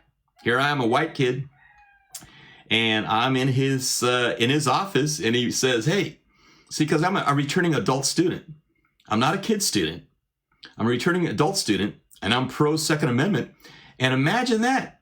He's a black man, and he's definitely pro Second Amendment too. But why? Because he understood the Black Panthers and that movement back in the 60s, right? And I did too. It's like, if they were dealing with, they have the right under the U.S. Constitution to carry a weapon. You don't have the right to stop somebody. You don't have the right to, with a firearm, like you're seeing happening in, where was that happening? And was it Pennsylvania? Or it was in Indianapolis, where they were using guns to stop vehicles. The BLM. Well, actually, it wasn't BLM. By that time, it's Antifa. You don't have that right. You don't have that right to stop somebody with firearms. You don't even have a right to stop somebody from going through on a vehicle. That's not your right. You can go and demonstrate, and you're able to go and demonstrate peaceably, not violently. When it becomes violent, that's when it becomes a riot. It's no longer a protest. It's not making yourself heard. It's not a First Amendment thing. But here's the issue that I have. As I'm listening, they actually have some really good points. I'm listening to what they're talking about. But one of the things that I'm concerned about is that we have the very reason that we are in trouble right now is because we have so many people who have gone through educational institutions like Harvard, like Cornell, like Yale, and they have gone straight from university to the work world, but they've had no real experiences other than an institutional experience. Perfect example of that. Heather Heyer was asked about, well, have you ever, had to raise stuff, for food? Have you had to have a farm or homesteading environment? So she brings up the experience of being in Madagascar while she is researching monkeys. Okay, that's one of her books is on monkeys. She studies primates, right? And you've got Brett Weinstein, who clearly, just by his demeanor, does not have experience dealing with people in their own environment where he has to be with them in that own environment at the risk of being in that environment. So the Evergreen event that now everybody's using as an example of, oh, well, that's what's happening here, and it's happening in the rest of the world. And he's jumped on the bandwagon and said, well, I saw it already in Evergreen. I said, no, man, you've seen a bit of it. If they weren't carrying guns there, you didn't see the full effect of it. I'll tell you the full effect of it. I saw that in El Salvador. I was told about it and educated about it on what would happen before I got to Central America, on what happened with the Sandinistas and how the Sandinistas came in, right? Because what happens is the Marxists, the way they work is they hijack. So you've got something like the BLM movement. So what happens? It gets hijacked. So now we know that they're totally coordinated and led by Marxists. Marxist trained, Marxist led. Then you got Antifa. Antifa is the American Bolshevik. So here's the issue I have. You've got people who are being thought of and brought to congressional hearings to talk about what they have observed, yet they're not looking at it from the full experience of having gone through the real thing. The real thing is El Salvador, okay, in the 80s. The real thing is, Nicaragua in the 70s. That's the real thing. Because what happens is you get an evolution of a revolution where it comes out, people are fed up, and then another side hijacks it. We did the same thing in the American Revolution. Who were the founders of the actual, unease and dissatisfaction with what was happening with how we had taxation without representation? That's actually what led to the American Revolution. But the actual revolution started with shots being fired. And people are saying, well, they were accidental shots. So that's all it takes. It's just an accidental shot. And from then on, it's a wildfire because it just lights up the rest of it. But the issue I have is the idea that they're continuing to perpetuate an idealistic naivete that is institutionally based. It's based on the idea that, well, people are going to think logically about this, right? We're all going to get together. We're going to all kumbaya because we know something's wrong. The government's wrong, and we got to change that. Well, guess what? The U.S. Constitution actually describes on how to change that and how to fix that. But people are not following the Constitution. We haven't been following the Constitution for quite a while. We've enabled things, especially during somebody who was a draconian leader, which was FDR. FDR enabled things and forced people into a change of ideals, change of ideas that went further than what the Constitution allowed. And yes, that led to a unification of the people. It led to a programming of the people. And we benefited from that, 46 to 64. But then you get a backlash on that. And that's actually what happened. See, we have a pendulum that occurs in this country, and actually it's just part of society, which is we saw how left we went under the Obama administration, and look at how far right we've gone under the Trump administration. That's the pendulum swing. And when the pendulum swings so far back and forth, we get into a situation that occurred before the American Civil War, where in that situation, it was a conflict between North and South. If we get into a civil war, a real civil war in this country, in the manner that it happened, that could happen, it'll be more along the lines of the haves and have-nots. It'll actually be more along the lines of El Salvador. It'll be more along the lines of Nicaragua. My greatest fear is when the Marxists actually get the ear. See, right now, the Marxists, and that's why I call them the new Bolshevik. See, this is what people don't understand or really realize, or they never really studied about the Bolsheviks. It didn't go straight from the Tsar to the Bolsheviks, right? It didn't go straight from the Tsar's reign over to the Marxists, to Lenin, to Stalin. What happened was there was an interim government. It was a socialist government.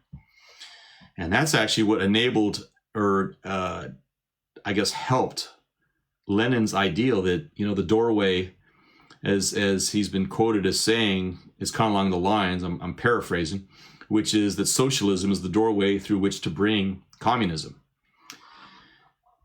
And what happened is because the Tsar did not want to rule, he was fed up with what was happening, and he basically kind of abdicated to an interim government, so that socialist government came in. Within them, they had the Bolsheviks as one of the parties. And just like with Antifa, and this is what's something that should really give the hairs on the back of your neck to rise, and that is that Antifa, being like the Bolsheviks, are being thought of and interpreted like the Bolsheviks. So you got Mayor Durkin saying, oh, well, it's just a summer of love, right? So she's acting just like the czarists, just like the interim governments. They're just a bunch of nut jobs, right? You don't have to pay too much attention to them. That's exactly how the Russian interim government and the czarists thought of the Bolsheviks. They're just a bunch of nut jobs. Nothing's going to happen. They're not really going to achieve anything. Because come on. Think about it. This is the thing. Just like with Heather Heyer and Brett Weinstein, they're trying to get everybody to think about, oh, well, people will be logical. Think about it. Yeah, we know that each party is out for itself right now. They're really not pushing, for the things and the ideals in the manner that America was based on in 46 to 64. Because that generation's gone. It is gone. Will there be a new one? There could be. Those of you who are in your 20s, in your teens, you're about the same age as everybody who went through the 1920s, and then through the 1930s and ended up in World War II and came back from that and said, yeah, we don't want this to happen again. And you know, for their lifetime, they achieved that. But they're gone, or they are dying, or they're basically being fed pablum right now, right? And they can't really assist us in the government and how it's changing. And for people from institutions, educational institutions, to continue to propagate the same kind of mentality that's so disconnected from reality that enabled that evergreen riot to occur, where he got famous for, where Weinstein and Heyer got famous for, and then they had to leave, and now they're in Portland. I find that pretty wild. They're in Portland now, so they went from the frying pan over into the fire. Yet when you listen to her speak, so, well, you know, where we live, it's really not that bad. And I'm listening to her and said, wow, you know, God, that's just like the Russians. I said, well, you know, the Bolsheviks, they're running up and down the main street of St. Petersburg. But, you know, we live in the country and we've got our Dasha, you know, we're fine, you know, we got the Dasha, everything's fine, man. It's like, it's cool. Don't pay too much attention to the Bolsheviks until the Bolsheviks come out and they start burning your homes, and they go out to where the wealthy live and they start putting them up against the wall and executing them. And I'm going to be showing some of that is pretty freaking wild, because if we go down this road because of this insane institutional, educational institution of people who have this idealistic belief that, you know, these people will find a logical way to do this. And we're going to get somebody from the right, and we're going to get someone from the left, and we'll put that, and we'll make them the dark horse. They'll be the ones we'll have as our candidates. And we'll make this new government. And I don't know, is this just some kind of like marketing ploy by them to do this? Because any other way is just, if you have an understanding of how this has happened before, and dark horses, yeah, see, that's the reason when Obama came in, first thing that came out of my mind wasn't the idea, oh, he's black or he's a Democrat. No, it's like, who in the hell is this guy? Who is he? And that's what should make you terrified right now with Biden, because we have no idea who this potential vice president could be, because they will actually be the president, not Biden, if he gets voted in. See, this is this little game of, like, you know, bringing it in. Same thing happened with the Bolsheviks. They come in, they hijack, they play it, and then when it's time, they launch the offensive. And that offensive was in October 1917. And that's when they took over Russia. And in the late 70s, that's the same way it was done in Nicaragua. Sandinistas came in, because remember, there's always people who are unhappy with what's happening, but there'll always be one faction that's really good at wiping out the competitors. I mean, look what happened to Trotsky. You ever wonder why Trotsky was running for his life to Mexico and then he got assassinated by an NKVD operator? Yeah. And some people say, oh, he was hit with an ice pick. Nah, he was hit with a hammer. He got assassinated with a hammer. So that's another one for you guys that say, oh, well, you know, guns are like so dangerous. Yeah, they are dangerous. And in the hands of someone who can, you know, wield it efficiently because you practice like I practice. Yeah, it's a good way to take care of bad people, because bad people are trying to kill you. And I'd rather have a gun than a hammer, which is what they're asking us to do. And that's what they'll definitely be asking to do if Biden gets in, because when he comes in, he's going to wipe out the Second Amendment. And you know what? I've been in a lot of countries where they have the First Amendment, but they don't have the Second Amendment. And because of that, that First Amendment doesn't mean crap. Because what they're hoping is that, oh, well, you know, if we have a First Amendment and everybody believes in that First Amendment, like the Hires will say, oh, well, Heyer and Weinstein are like, oh, yeah, it's like, you know, it's like, come on, let's kumbaya together and let's get all together. And like, we got to change the government and make it better and everything. Well, why didn't you just actually follow the U.S. Constitution as it was written? Because the Founding Fathers knew this was going to happen. They knew that if you had a government that actually ran efficiently, that government would then become a tyranny. People don't realize that the reason we have a government is only to assist the citizens. And these people are under the assumption that the government is supposed to do a lot of things for you because, if you went to university, the university government does a lot of things for you too. They get you money, they get you scholarships, they get you free money, and you can stay in school forever. The problem is when people start believing what you come out of from your belly button and you start spouting it and putting out to the rest of the world, and then what happens is we have something that happened in Cambodia. Oh yeah. So let's go past the Bolsheviks and let's get to my first starring role. Did you read my book, The Bamboo Chess? If you did, you realize the first time I actually acted in a media production was The Killing Fields. If you haven't seen the movie, The Killing Fields, you should go watch it because one of those Marines was me.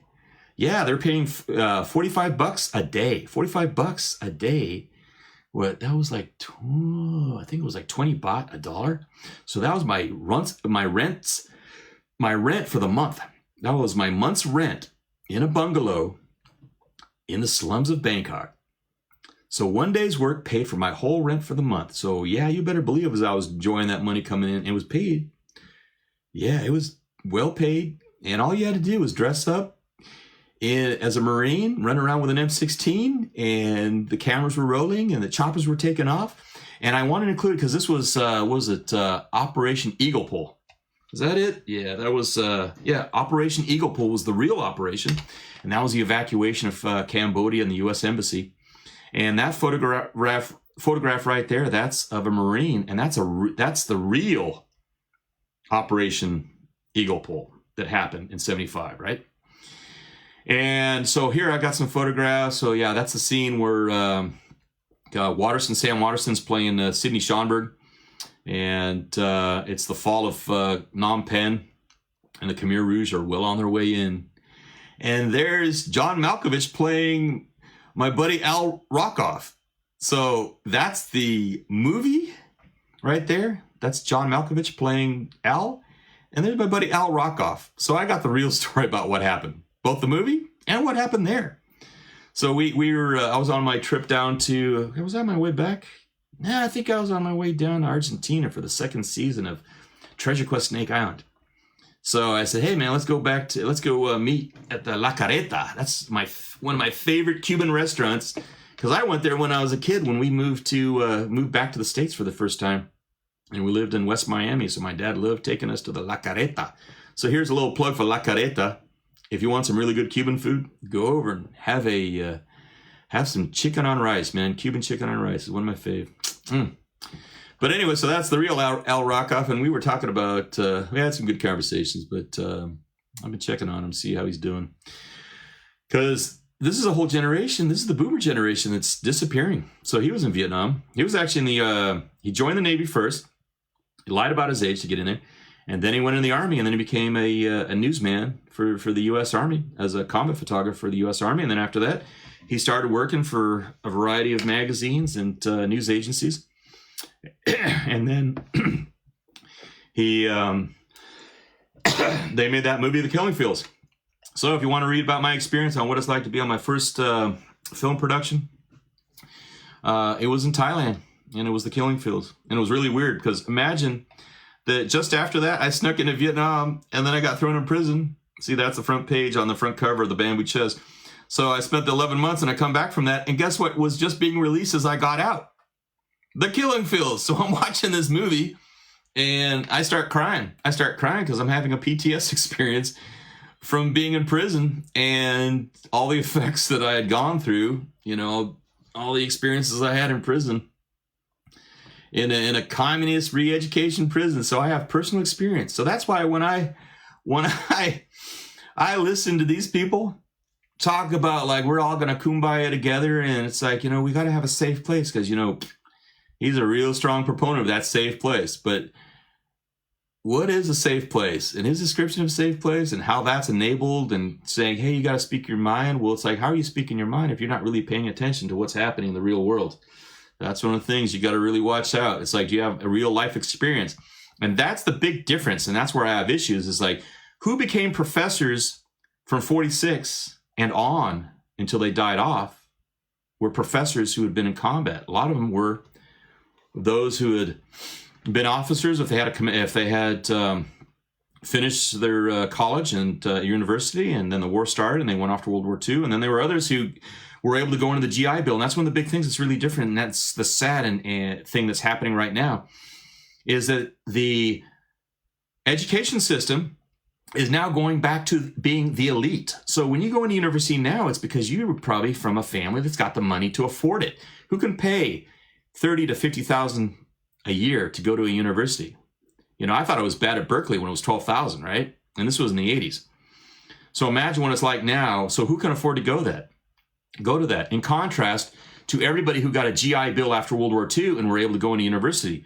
So in contrast to what it was previously, because in the 1920s, you know, during The Great Gatsby, read that book. You can see how the wealthy elite had their experience of New England and being up there and in that area and being able to afford going to these universities because mommy and daddy made all this money in the stock market, right? Until it crashed. And then it all came down. And contrast that to what it is now, where once again, people have got, there is a quote 1%, and then there's the 5% who are able to send their kids to universities. So you have this elitism that's going into the universities, and it's setting up the haves and have-nots. And what that does, it just creates this animosity between various factions. And that's the reason that in the 1930s, we had an issue that happened. See, and this is the thing that I caution, where when you look at these two, they're professors, right? So let's look at a professor in Cambodia. And actually, here's a kid. This kid right here, student. Gise, huh? He was executed at S21. S21 was the re-education camp for the Khmer Rouge. So they took everybody who was educated, and this is the irony. Everything that's happening right now, remember, these are Marxists. There was something that Pol Pot wanted. He wanted to get Cambodia back to year zero, right? He wanted to get everybody back to year zero, and by doing that, he would be able to rewrite the whole history of Cambodia, and there would be no envy or referring back to, when the days were better. Much in the same way that Lenin and Stalin wanted to erase everything about the prior life under the Tsarist regimes, right? So here we have this situation where we've got these who were probably assisting in it, like you have someone who was a doctor, you got someone who was an engineer. These people really probably didn't get into the demonstrations against the Sihanouk government, all kind of stuff, and we're hoping that the Marxists, i.e. the Khmer Rouge, would get into power. But let's say the Decay, the student. He's one of the students going out there, but then you got a teacher up here, Chan Yoron. What about him? He's probably one of the guys who was probably assisting and said, yeah, well, it can't be that bad, because it's like, what are they trying to do? They're just trying to help the people, right? But when you have that kind of violent overturn, it's really because they're just trying to turn it over into a situation where they've got control. And once they've got that control, they can dictate to everybody. Once they've got you, you go to the re-education camp. So here's all these people who had the idealisms. Well, it can't be that bad. And they sat back probably, I'm just guessing, and they probably didn't think it was going to be that bad. Probably in the same situation that they thought, well, these people are idealistic, because if you really talk, if you've ever interviewed anybody who's been a Khmer Rouge, and I've interviewed a former Khmer Rouge, if there's a way of saying that, and they were very idealistic. And they are very idealistic. They have an idea, and when you listen to them speak, they're just like the people in Antifa. You're just like the people in BLM. They're trying to make this world is based on idealism, and it's also very similar to the idealisms that are being perpetrated by professors in universities right now. And Brett Weinstein is still saying he's a liberal, but it's like under the understanding or statement of like, oh, this is a left. But see, the left has actually hijacked what liberalism is, and I'm going to talk about it in a later episode with the origins. And that's the one that's described in the book, right? Remember this book I was reading, they were talking about liberal. That liberal that's in this book from the 1930s and the 1940s, that's not the same kind of liberal that we have now. The liberal now, when you talk about a political government or a political entity, is leftist. And leftist is very far from being liberal, because leftist is all about control. Leftist is about being a Marxist. Marxists are all about everything that's described in 1984, Big Brother, telling you what to do, telling you who you can be involved with, telling you how many kids you can have, i.e. in China before, under the Cultural Revolution, right? So it's this idealism that can get us in trouble. And if you go in as far as like Adolf Hitler, one of the ways he was able to sell himself is he was going to make it better for Germany. And, in the beginning he did. Even to the point that, who was it? That Lindbergh, who flew across the Atlantic. He was pro-Nazi until it was not cool to be Nazi or, quote, socialist. And that's when he had to cool his heels on that, and he had to back off on stating how much he was so happy with what the Nazis were doing in Germany. But this is what we get when we get an idealism from the educational institutions where they have this utopian. See, even though they are realizing, and this is the thing, they've never taken responsibility. Every time that I've heard Weinstein, please, if somebody can, in the comments, in YouTube, please send me a link as to where Brett Weinstein and Heather Heyer actually take responsibility, personally take responsibility for the manner in which they have been educating their students that caused what happened in Evergreen, because it did. That's all about pandering to the youth, because this is the thing. If you study, and these two, they study animal societies, and every species, the young of every species needs leadership, and they get it, except with humans in modern times. Because before, humans also would lead the children, but now the children aren't being led, so they go looking for it. And who's more than willing to lead them? Ideologues.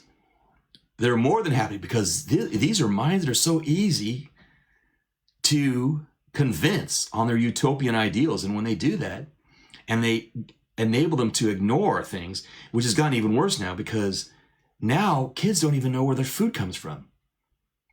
Kids are taught just by observation, well, mommy, daddy, that's where our chicken comes from. And all they see at the supermarket is meat wrapped in cellophane. So they don't see the chicken being raised, as I said in the previous episode, being raised, being protected. Like I said, it's like I hear my geese out, and if I start hearing my geese giving off a danger call, I'm running out there with my 9.3x62, because it could be a brown bear, it could be a wolf, or it could be a feral dog. Who knows? But that work that has to be done to protect that chicken. And then when I slaughter the chickens in the fall, and I keep some to propagate for the next year,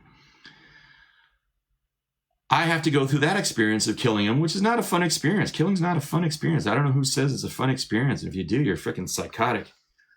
But you got to go through that. But that's what we accept, because we eat. Life lives off death. But we've got in a society where you don't see that death occurring. So then when you're looking at things and you have this idealistic view of things, of politics, you're not willing to see an actual death of change that will go into the next change. And you have this preservationist attitude, which is, we can't go into that, because it'll be horrific. Well, we're getting in a situation where we've been trying to push back change so much and let things evolve, but still follow the U.S. Constitution as it is written. That was written, and it didn't matter what would happen in the future, because it is a very well written. It's very simple.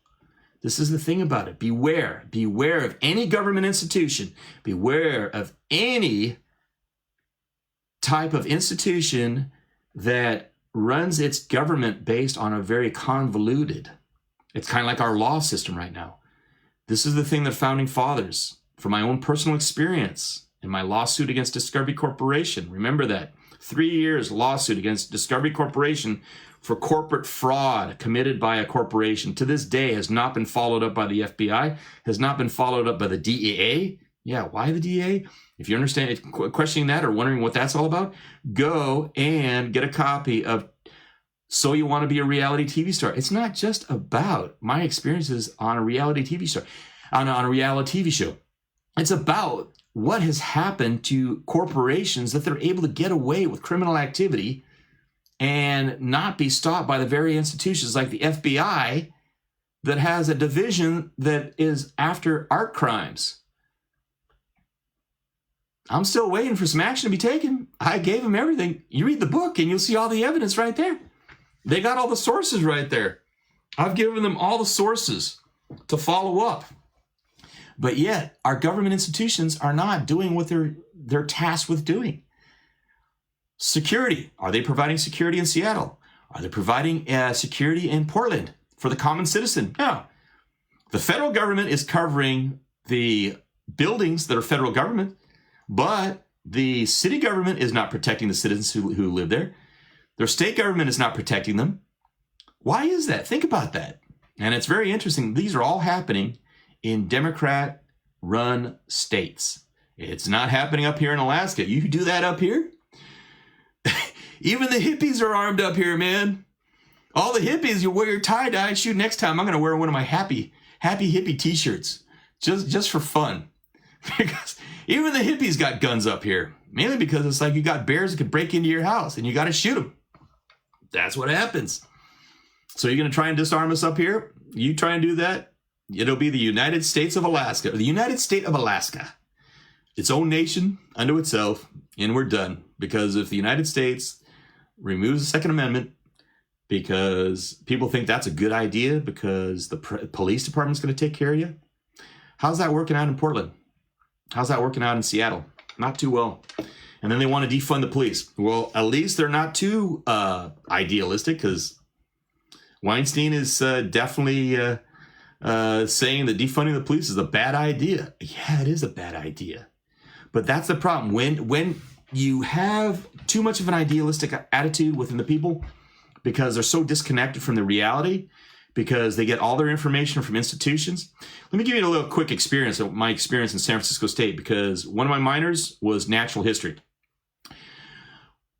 Originally, in universities, there was a fund that would enable teachers, professors to take their students out into the field so they could actually experience things instead of getting everything from rote, which is getting everything from books, or even worse, watching old movies and films from the 60s and 50s. And that affected me as an outdoor writer when I was the last outdoor columnist for the Times of San Mateo County.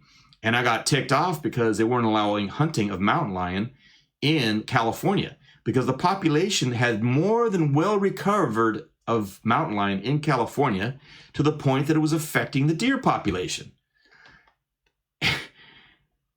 And that's what happens when you have biologists who have no field experience, and then they go and they get into positions in institutions like Fish and Wildlife Service, the Department of Fish and Game for various states, and they write the rules and regulations for different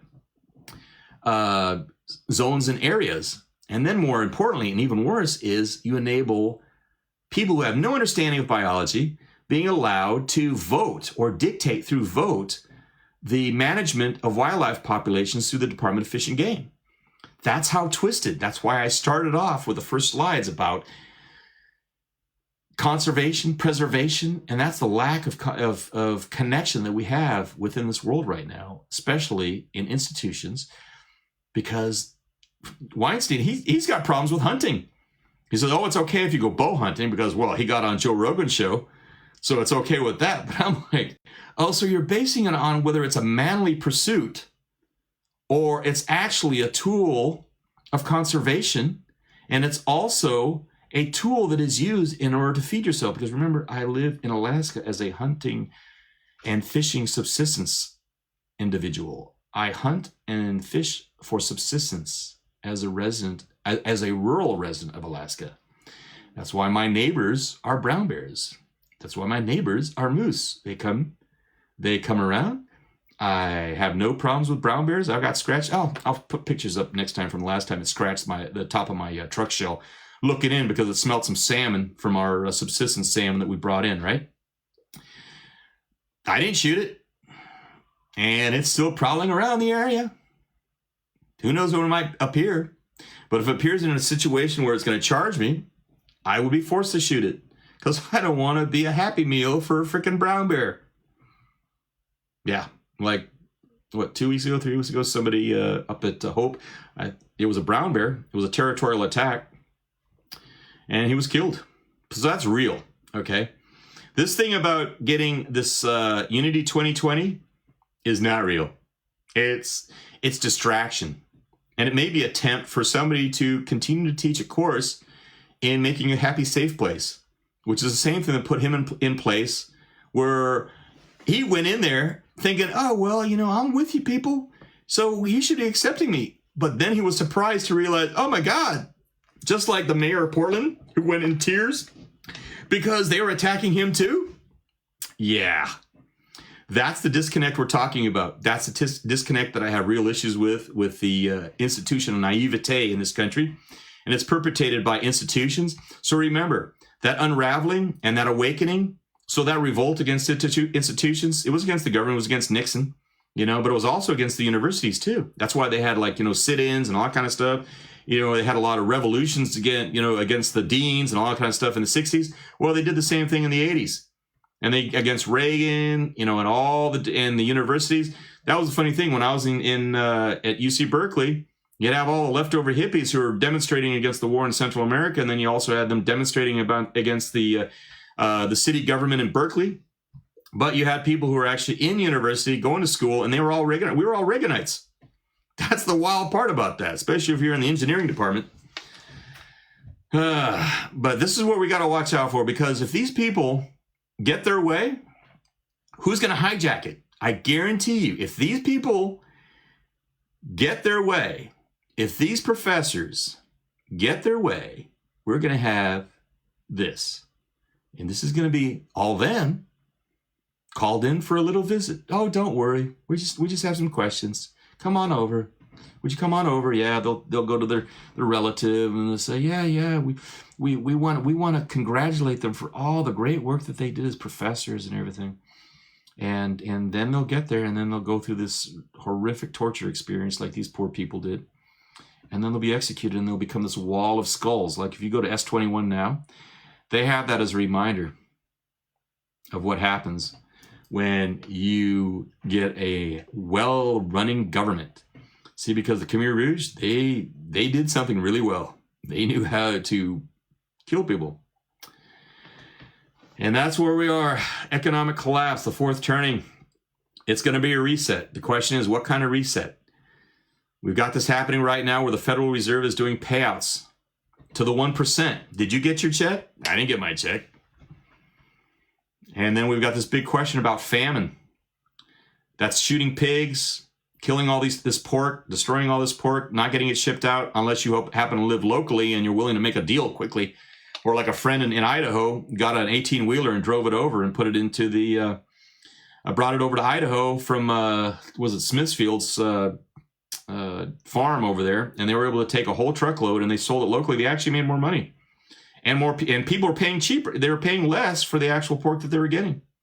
And here's the other question is if you follow the last model, it's going to be a war. What kind of war? Is it going to be a civil war in the United States? Or is it going to be civil wars around the world, including the United States? Because China's got it just as bad. They're going to have some issues, So let's watch out with what's going to happen, in terms of are there going to be a variety of global civil wars? There's going to be all these civil wars around the world in each country, and they're going to define what that country is going to be after it's over. There's major conflict occurring, but it's going up, and it's going up. And one of the ways you can see how the market's going with it, check the price of gold right now. The price of gold and silver is going through the roof. Friends are telling me it's going to get up to $3,000 by the end of the year. It gets to $3,000 an ounce. It's going to be wild. And then this is what it is. See, this is the thing. Population control. Whether it happens naturally, i.e. through a civil war, or through wars between nations, as it happened in World War II, or it happens through the thinning, as happened in Cambodia.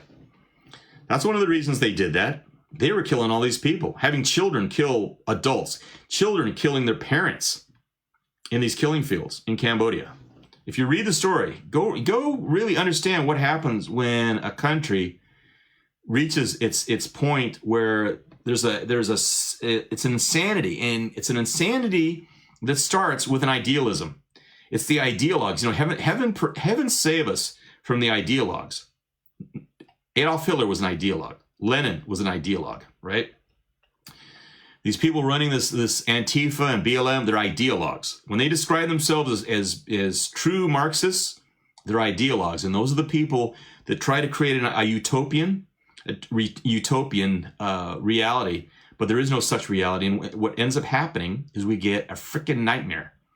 Like the nightmare that they had in Cambodia, like the nightmare they had in Ukraine when Stalin had no problems with killing as many Ukrainians as he could through starvation, because he knew all he had to do was repopulate. And that's why you have such an issue in Ukraine right now, where you could have had a unified country against Russia, but you can't, because there are too many Russians interbred, intermixed. You have family relations in Ukraine. So it's this back and forth in between. So the Russians can always come in through that connection and be able to take over. And that's what they're doing in that section of Ukraine right now, and have been for how many years? And see, this is where we are right now. Remember the previous Delta pyramid. You had it where you had citizens was the base. And then you had the US government on top, and they were administrating and controlling the laws to keep the corporations from getting too big and creating monopolies. But what have we been seeing for the last 20 years, 30 years? We've been seeing major monopolies occurring, where you have these global corporations owning all these different companies, buying out all these. In the gun industry, I've seen it heavily. I saw these like great gun companies like DPMS and the founders of those companies just leaving in disgust after they were bought out. So they made a lot of money, the owners and the ones who created the companies, but then the products went down. And what's happening now? Remington. Yeah, Remington was part of Freedom Group. That was part of that DMS. That was part of Marlin. What's going to happen? All these companies under this umbrella falling. That's what happens when you have a situation where it's all cattywonk. So the citizens have no say really in what's. It's really a dictation between the corporations and the U.S. government, because the corporations have the money to buy off all these politicians who shouldn't be allowed to stay so long that they could get rich at it. The whole idea of public service, of being in service in the United States, was originally, as it was described by George Washington, which is you come in, you might have to be a rich man, because even think about it, they were all rich old guys, right? Old white guys. But the thing about it is, they were there out of service because they weren't making money off of it. Now, if you make your money off of being in service and being in office, as you can as a congressman, a senator, you can become wealthy. I mean, what other government institution can you come in than to seek office and become wealthy, become a millionaire, starting off with barely enough just to start your campaign, as a local seat, and work your way up that you can get to Washington? Because by the time you get to Washington, there will be lobbied to the point that you'll come out. You are throwing money away now if you go to Washington and not come back as a multimillionaire. An example is that Pelosi, Schumer, every one of these people, even Mitch McConnell. Mitch McConnell, think about it. He spent $5 million on getting into office. Where is he going to make that money back? And where did that money come from? You got to be a multimillionaire to come in. So if you're not a multimillionaire, who's paying you? Because they're not throwing that money because they're, in the goodness of their heart. Corporations do not do things out of the goodness of their heart. And that's where we're at right now. What has to happen? That pyramid needs to flip back over the way it was. And that is going to hopefully be the reset. But I hope that government, that U.S. government, is not a Marxist government. Because what will happen at that? It will be the nationalization of the corporations, the companies. And when the government, think about every company that has been run by the government. I mean, they couldn't even run a whorehouse properly. Think about that. What was it, the Chicken Ranch? Was it the Chicken Ranch, or what was the name of that one the Bunny Ranch in Nevada? They took that over because he wasn't paying his taxes, right? So they ran it in the ground. That's what they do. Government people should not be running businesses. Businesses know how to make money. The government should only enable it so that you don't have monopolization that prevents actual innovation, creativity, and that's what made America great. And that's because this pyramid right here is gotten so cattywamped and flipped over. That's the reason we're in dire straits right now, is because of how this is flipped over. It's kind of like the food pyramid. We'll talk about that one in a future episode. The food pyramid has gotten was so flipped over from what it was, in the pre-1920s. And this is the insanity of it. What if, I told you one private bank counterfeited 16 trillion of your money and gave it to the ultra rich? That's what that 1% was paid. And that was through the Federal Reserve, the Fed. Crazy. So this is what they're getting us set up for. It's kind of like, if you have a nice root beer, some other soda that you're enjoying, but somebody keeps on pouring water into it, what do you get? You get nothing. You get like water, right? And that water, that's your money, because it's got no value. To the point, here's this poor woman in Germany in the mid-1920s, and she's getting more value out of that Deutschemark by burning it in the Kachelofen than she is by actually spending it. She can't even buy bread with that mound of money right there, with that mound of Deutschmark, that fiat currency. So look at why the price of gold is going up, and you'll look at this and think about this when you go and look at the price of gold and the price of silver. I'm going through numbers unheard of before. What, $29 for silver, for an ounce of silver? Over $2,000 for an ounce of gold? Crazy. And for you guys who are getting your free money from the military and your retirement and everything that you got from the government, remember this one. See, this is the stuff that people don't like to talk about in the military. And that is, what was General MacArthur famous for? Actually, what was General MacArthur and Dwight D. Eisenhower famous for in their military career before World War II? They were famous for bringing tanks in. See the picture up in the top left? Bringing tanks and cavalry and sabers drawn and cutting through their fellow veterans. That's the bonus army, because the bonus army wasn't going to get their money. And this was during Hoover, right? So they went in and they freaking killed people. And they burned camps that were set up. And these people were initially peacefully protesting because they needed their money. So think about that. This is just the military is not getting their money. What happens when the rest of Americans don't get their money? You're getting a little hint of that in Portland with all these protests, because they got time on their hands. They got a lot of anger to express. And here's an example in history. That's why when people say, oh, God, it's like the 60s, like Durkin, oh, it's like the 60s. It ain't like the 60s. It's like the 1930s. Again, I got to repeat, it's like the 1930s. And the 1930s was a horrific time in this country that went far beyond the economics. It went to the point of where people were moving from state to state on foot or trying to hitchhike with any vehicle that was going west, east, just to be able to make some money. And if they weren't getting paid in money, they were getting paid in food. Think about that. Think about that as we wonder about how our food's going to be. And this is going to take us into another point, because these are the tracks. What is the crisis? The crisis is the end of the tracks. Remember I was saying, these were the tracks that were laid between 1946 and 1964. It set everything in motion, okay? The GI generation built the train. They laid down the tracks. And for the last, 60, 75 years, we've been running down those tracks on that train that generation built for us, okay? And they profited it, and they lived and enjoyed. That's why they were able to buy their homes for the first time. And they were able to have 2 kids, a nuclear family. That was the idea of a nuclear family. 1 son, 1 daughter. And they had this idea that this is what we're going to do. But see, the thing is, those tracks have run out. Those tracks don't get anywhere. In the same way that the tracks were laid down before the Civil War, and then they had to put new tracks down that ended in the 1930s, and then ended up with the war, World War II, and then ended up with the new tracks being laid. That's what I'm curious to see. What's going to happen in 2025, 2030. Between that time period is when this is all going to end. And what is it going to be? And when it ends, it's going to be violent. And you're just getting hints of that right now. So the thing is, how are you going to prepare? Are you going to be in an urban environment where you're going to have to rely on your food coming into you based on trucks and transportation? Or are you going to be in a rural scenario and you're able to grow your own food, You're able to hunt and fish and get your own food. You're able to provide your own heating. You're able to provide your own sewage. You're able to provide your own water. So remember, food, water, shelter, security. And that's the thing about it. It's like, the troopers now, the big thing, this is why I'll be showing you my AR-10, because I'm redoing the upper on it. The AR-10, it's set up.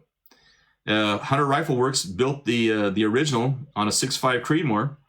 But I've learned that people are driving up to homes up here in Alaska. I don't know whether it's Antifa or it's just some freaking meth head, or it's some guy that's just stressed out and thinks he's a psychotic, and he thinks it's cool to just get in with a vehicle with his buddy or buddies and drive down someone's driveway, jump out, fire a bunch of rounds in the front of the house, jump back in the vehicle and drive off. And so troopers aren't doing anything, supposedly, from what I heard. It's because there was nobody shot. So I'm waiting to see when somebody gets shot. But I'm not waiting to see whether someone gets shot at this house, because if somebody starts shooting at my house, by right, in the United States, I can still do that. I can still defend myself. I'll respond with appropriate manner, legal manner. But that's what I would do. And I would assume, and more importantly, I would hope that you are able to do that in your own home, to defend your own home and castle, because that actually goes back to old English law. People talk about the Magna Carta. That's a good document to read in terms of understanding the origins or slight origins of the U.S. Constitution, which enables you to life, liberty, and the pursuit of happiness. Because if you don't have life and you don't have liberty, very unlikely you're going to be able to even have the opportunity, the pursuit of happiness, right? So we're really curious as to where that's going. And while this is all happening, and what it could potentially lead to. God, isn't that interesting? You got that right there with the collapse of empires, and you got that barbarian on the right knocking off the head of a statue. Does that kind of like remind you of something that's happening now, where statues are an in thing and knocking down statues? It's old. It's the old style of what do you do if you're going to rewrite somebody's history? You remove the previous history, and one of the ways of doing that is to remove any statues, any monuments. The Taliban did it back in Afghanistan by even removing, the statue of Buddha that was left how many thousands of years, and put everybody in archaeology in a furor. Well, here you've got archaeology professors who are actually even teaching. Check it, go on Google. Archaeology professors showing you how to destroy a statue more efficiently. That's how sick and twisted it's gotten. But that shows you how the Marxists have taken over the education system. And that's where we're at. They're the total contrast to those who had come back from World War II and went into being professors, kind of like with the idea of being a teacher, kind of like Sidney Poitier and To Serve with Love. A very idealistic attitude towards teaching to what it is now, which is, I'm going to change the world by making a freaking utopian Marxist dream, not realizing that the first thing that's going to happen is it's going to become S21, and they'll be the first ones being walked down to the camp, called in, hey, we'd like to talk about what kind of professor and teacher you were. Because remember, anybody who's an educator is someone that cannot afford to have continuing into the next regime, right? But what could actually bring on a collapse of empires, and that's what I find very intimidating right now, is the idea that not only we have a political situation occurring, but we also have an environmental. And go check out grand solar minimums. I thought this was just a conspiracy too.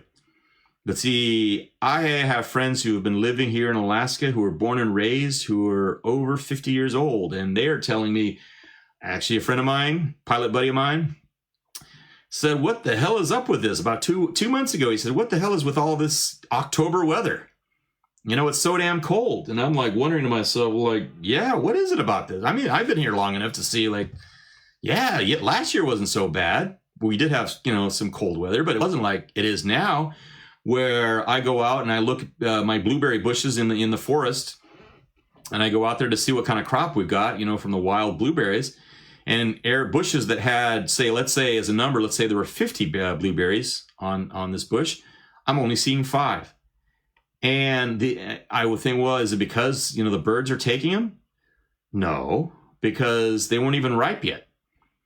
So what that tells me is that fluctuations in the temperatures previously had affected the blossom so that they didn't get a full blossom crop to even have the fruiting that would have provided the berries at this point where we would be getting ready to harvest them, right? So we've got some major issues in the ideas of people saying, oh, well, you know, ice ages, they don't happen anymore, right? And it's even interesting because when you go and read the pages over at NASA, because I went over and I read the pages and they talk about the grand solar minimum. So that's nothing to worry about. So is it nothing to worry about? Or kind of like, you know, the next day, or was it the day after tomorrow? Remember that movie, Day After Tomorrow, with Dennis Quaid? See, because Hollywood, when Hollywood hits you, it's like 2012 or like the day after tomorrow, where they got to hit you with like freezing snow and icebergs just covering New York City, and it's just a sheet of ice going 20, 100, 200, 300 feet, you know, within 2 days or a day, right? Well, to affect the food crop, it only takes 1 to 2 degree shift. Think about that. 1 to 2 degree shift. Because if that happens, then you have things happening. And that's the reason for someone like me, I have to get high tunnels. And I'm getting high tunnels because I'm worried that I might not have a proper crop next year. And I have to keep things that I never would have put under a greenhouse or inside of a greenhouse under a high tunnel, because there's a major temperature change. And it's because of a grand solar minimum, which is lessening of activity in the sun, right? And how it affects temperature changes. Increased cooling. And again, it takes only 1 to 2 degree shift in order for crops to fail. And we've got corporate food production. So how's this corporate food production being affected? If you go and look at the prices, or actually, if you've been paying attention to what's being offered to Taco Bell, again, you know, you got to go and check out what's really happening in the field. And Taco Bell has removed its potato menu, right? Anything that's based on potato, they're not offering it at Taco Bell. And why should you be thinking about that? You should be thinking about that because the reason they're not offering it there is because the food corporations that were mainly supported by all these fast food restaurants and Denny's and Taco Bell and McDonald's, et cetera, and even just the nice high-end restaurants, they took about 70 to 80% of product from the food industry. And that's like the large food industry. So all these farmers, potato farmers in Idaho, they were taking all the potatoes and they were making big giant mounds. And you can see pictures on the internet of all these potatoes being just mounded up and being packed up because they can't sell them, or they're killing pigs because they don't want to deal with them, you know? And that's why you have situations like this. And what's really interesting is look at all these potatoes over here. See that picture right there? That's the 1930s. That's the 1930s because they couldn't sell those potatoes either. And here we are just last month. Potatoes, mounds of potatoes, people going and collecting potatoes. So we're seeing, remember, I always tell people there is nothing new in history. There is nothing new in history. In the same way that you could go back here and see barbarians, aka Marxists, aka Antifa, going and knocking the heads off statues in order to rewrite history. In the same way, nothing ever happens that's new in the world.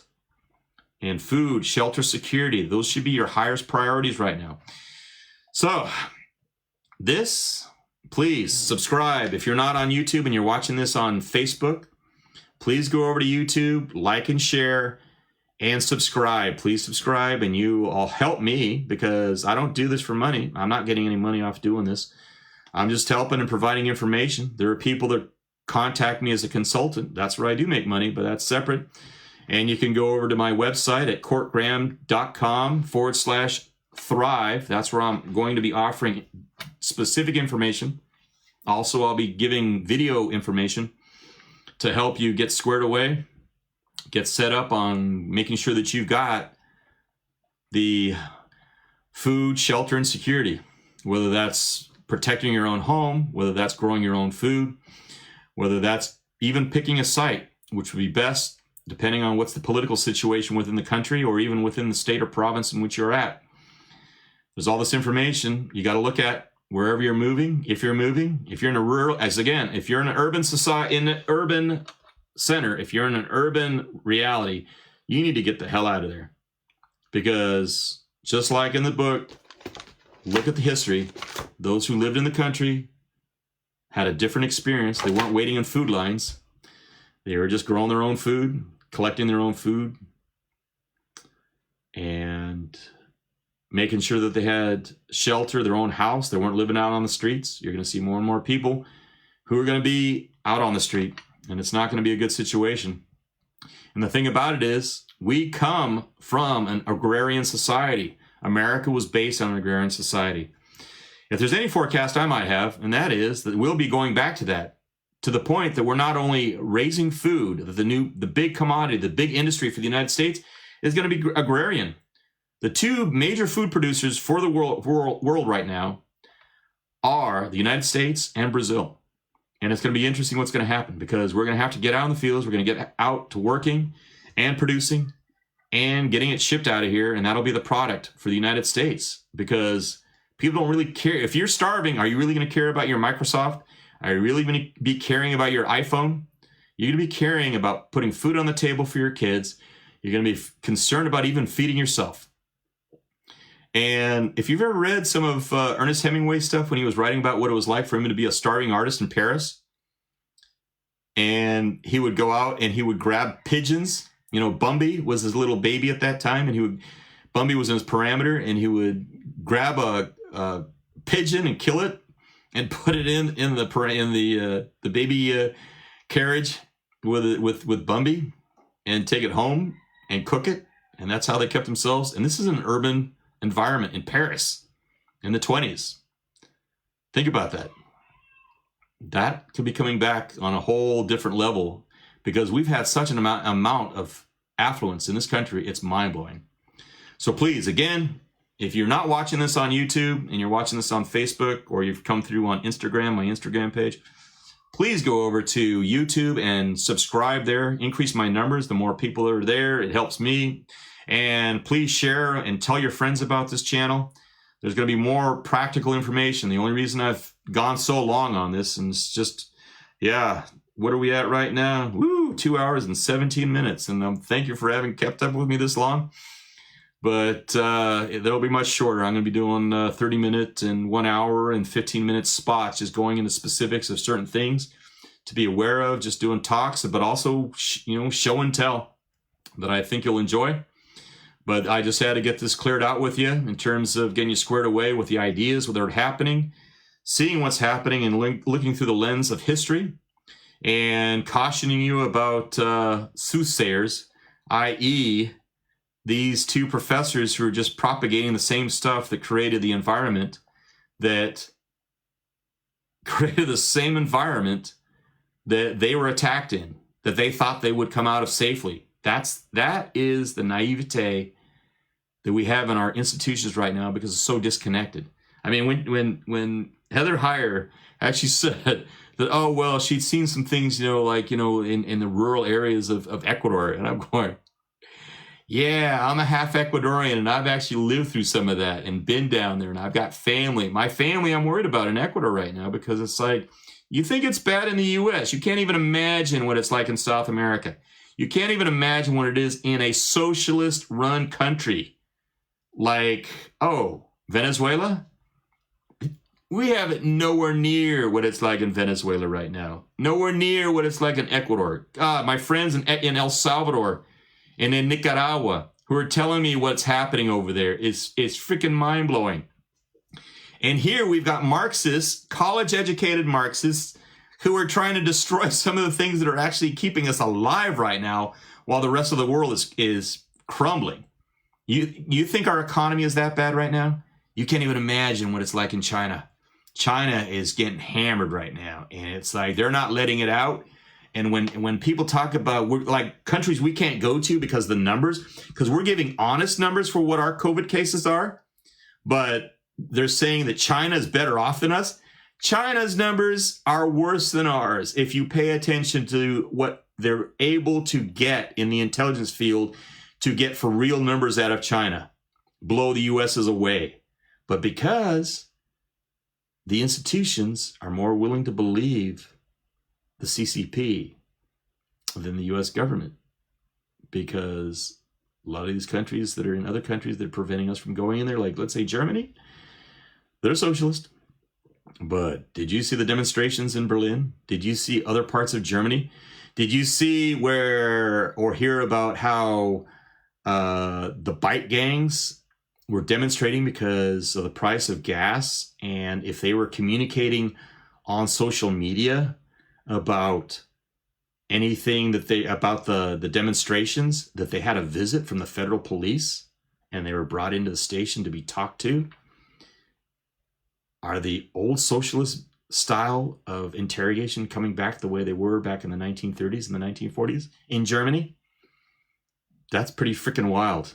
And that's over just talking how pissed off you are about the price of gas because you want to go and ride your Harley or your whatever, your Indian, in Germany. Crazy. It's like, as I said, there is nothing. If you study world history, if you study anthropology, really study it, from actually being in there while stuff is happening, then there is nothing new and nobody is safe.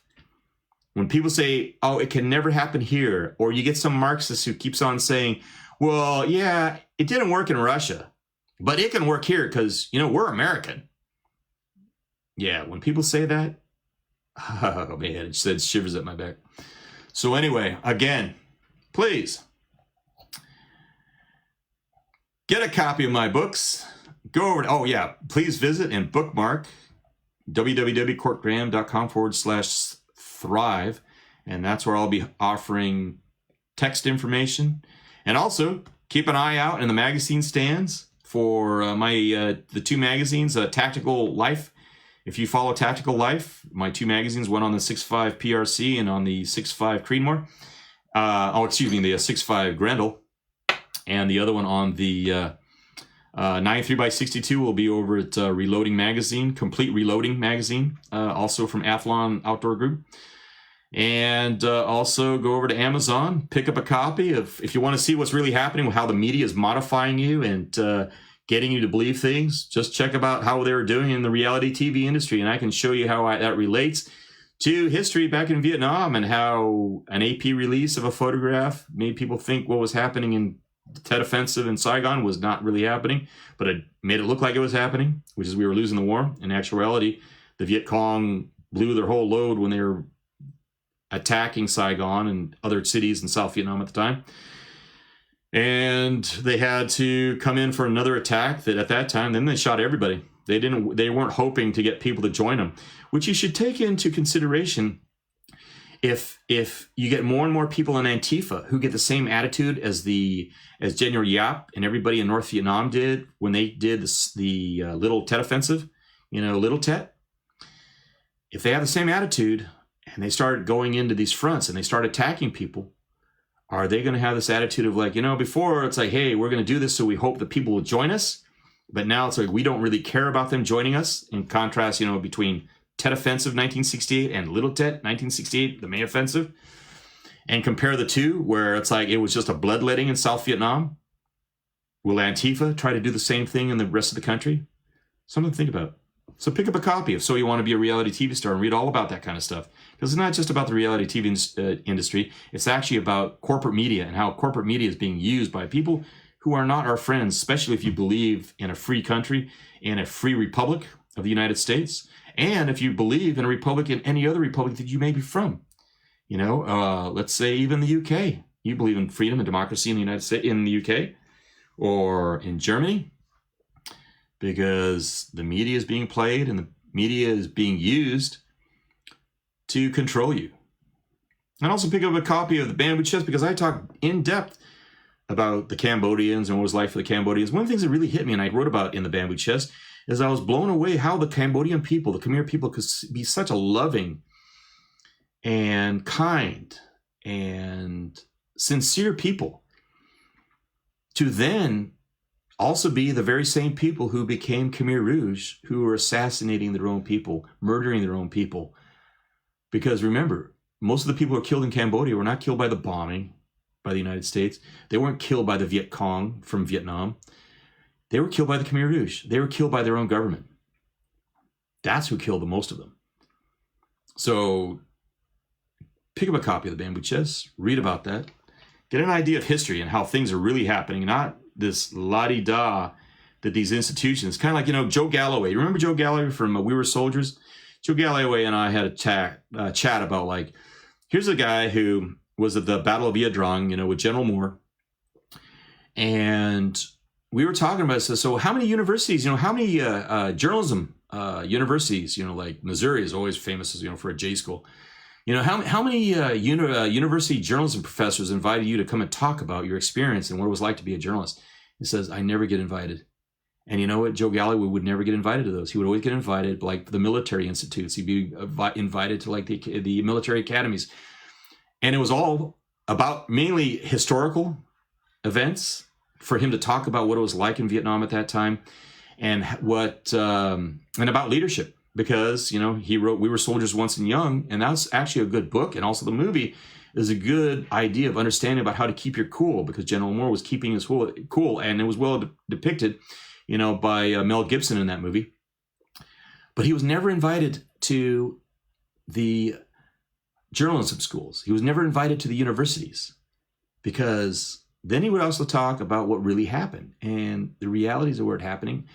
They don't want that happening in the universities, because the universities have been so inundated, and they've been so, they're infected with Marxists. Even people who don't think they're Marxists are Marxists. Why? Because they have drank so much of the Kool-Aid that don't even know the difference between a Marxist and a liberal, or a leftist and a liberal. They are not the same thing. And yet, there are people who are leftists and Marxists who are calling themselves liberals. It's mind-blowing when you got people who are Republicans who are more liberal and liberal thinking than people who are Democrats and Marxists who are calling themselves liberals, or Antifa who are calling themselves leftists. I mean, liberals, but they're actual leftists. And leftist is a Marxist, and a Marxist is about control. And we're in that world right now where they've taken, the propaganda has gotten so good that they've separated everything out. So again, come on over and subscribe over at my YouTube channel, and get ready, because there's going to be some good information I'll be offering over there, and we'll be talking about what to do, how to do it, who to contact, and where to go. Because again, if you're in a heavy urban environment, if the rich are moving out of their San Francisco mansions and they're getting all squared away in their nice ranches in Montana and their nice ranches in Wyoming, that should tell you something. Or they're going to their islands in the Caribbean where they've bought out the local law enforcement to be secure there. That should tell you something. That's an exodus. It's kind of sad, because I've always talked about that, and that's the idea of vesting. You know, we've got politicians, we've got wealthy elites who before, just because of transportation, they were vested. Our leadership was vested in America succeeding because they couldn't go anywhere else. But now, because of wealth and how they grafted and how they've stolen from us as citizens, they've made so much money that all they have to do is jump on a jet and fly to another country. And it's weird. It's just so weird that we have politicians now who have enough wealth.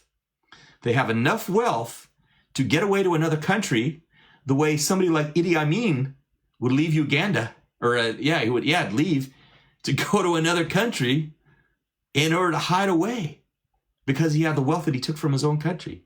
And now our own politicians have that ability to do the same, while what they've done and destroyed this country is just mind-blowing. So get ready for this fourth turning. We're in it. And you gotta not only survive, because I mean, you got a bunch of people who are into, like, they read so many apocalyptic books from the 70s and 60s that they think that they'll make it. And you don't want to be running that kind of ride. That kind of ride of going through an apocalyptic, fighting in the desert, surviving, trying to find water. You don't want to be bugging out. I mean, I even had a TV show try to contact me from New York City like a month ago. Trying to put me on the show that I thought was going to be like, oh, what's like Alone? Or it was going to be like Les Stroud. It was like supposed to be like Les Stroud and alone, right? So I think, oh, what can't be that bad? It's just a competition. You know, it's not like some historical documentary like Treasure Quest, right?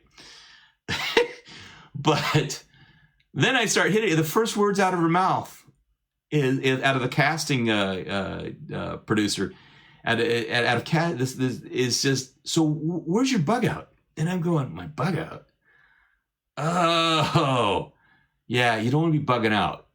In this situation, you want to be bugging in because it's all about community. Remember, we were talking about that with like, you don't want to be the lone mountain man that goes up into the mountains and then they find his bones, you know, years later with his flintlock laying down. Or like in Jeremiah Johnson, you see him killed by the bar, you know, and so that's how Jeremiah Johnson got that rifle, because that mountain man got killed. Jeremiah Johnson, on the other hand, he married a woman from a tribe, and then he had a kid. So it's like, it's community.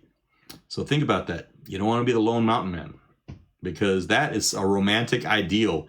And every time there's a romantic ideal, watch out, because 9 times out of 10, the protagonist dies. Just like Shakespeare says, you always got to have a death, you know, in a drama. So on that note, good night, good luck. Remember to subscribe here at YouTube. Treasure Quest Nick on the real story, and I will be providing some more information now that we've gotten through all this of just describing what is happening. Now it's time for you to be getting prepared with the tangibles. Good night.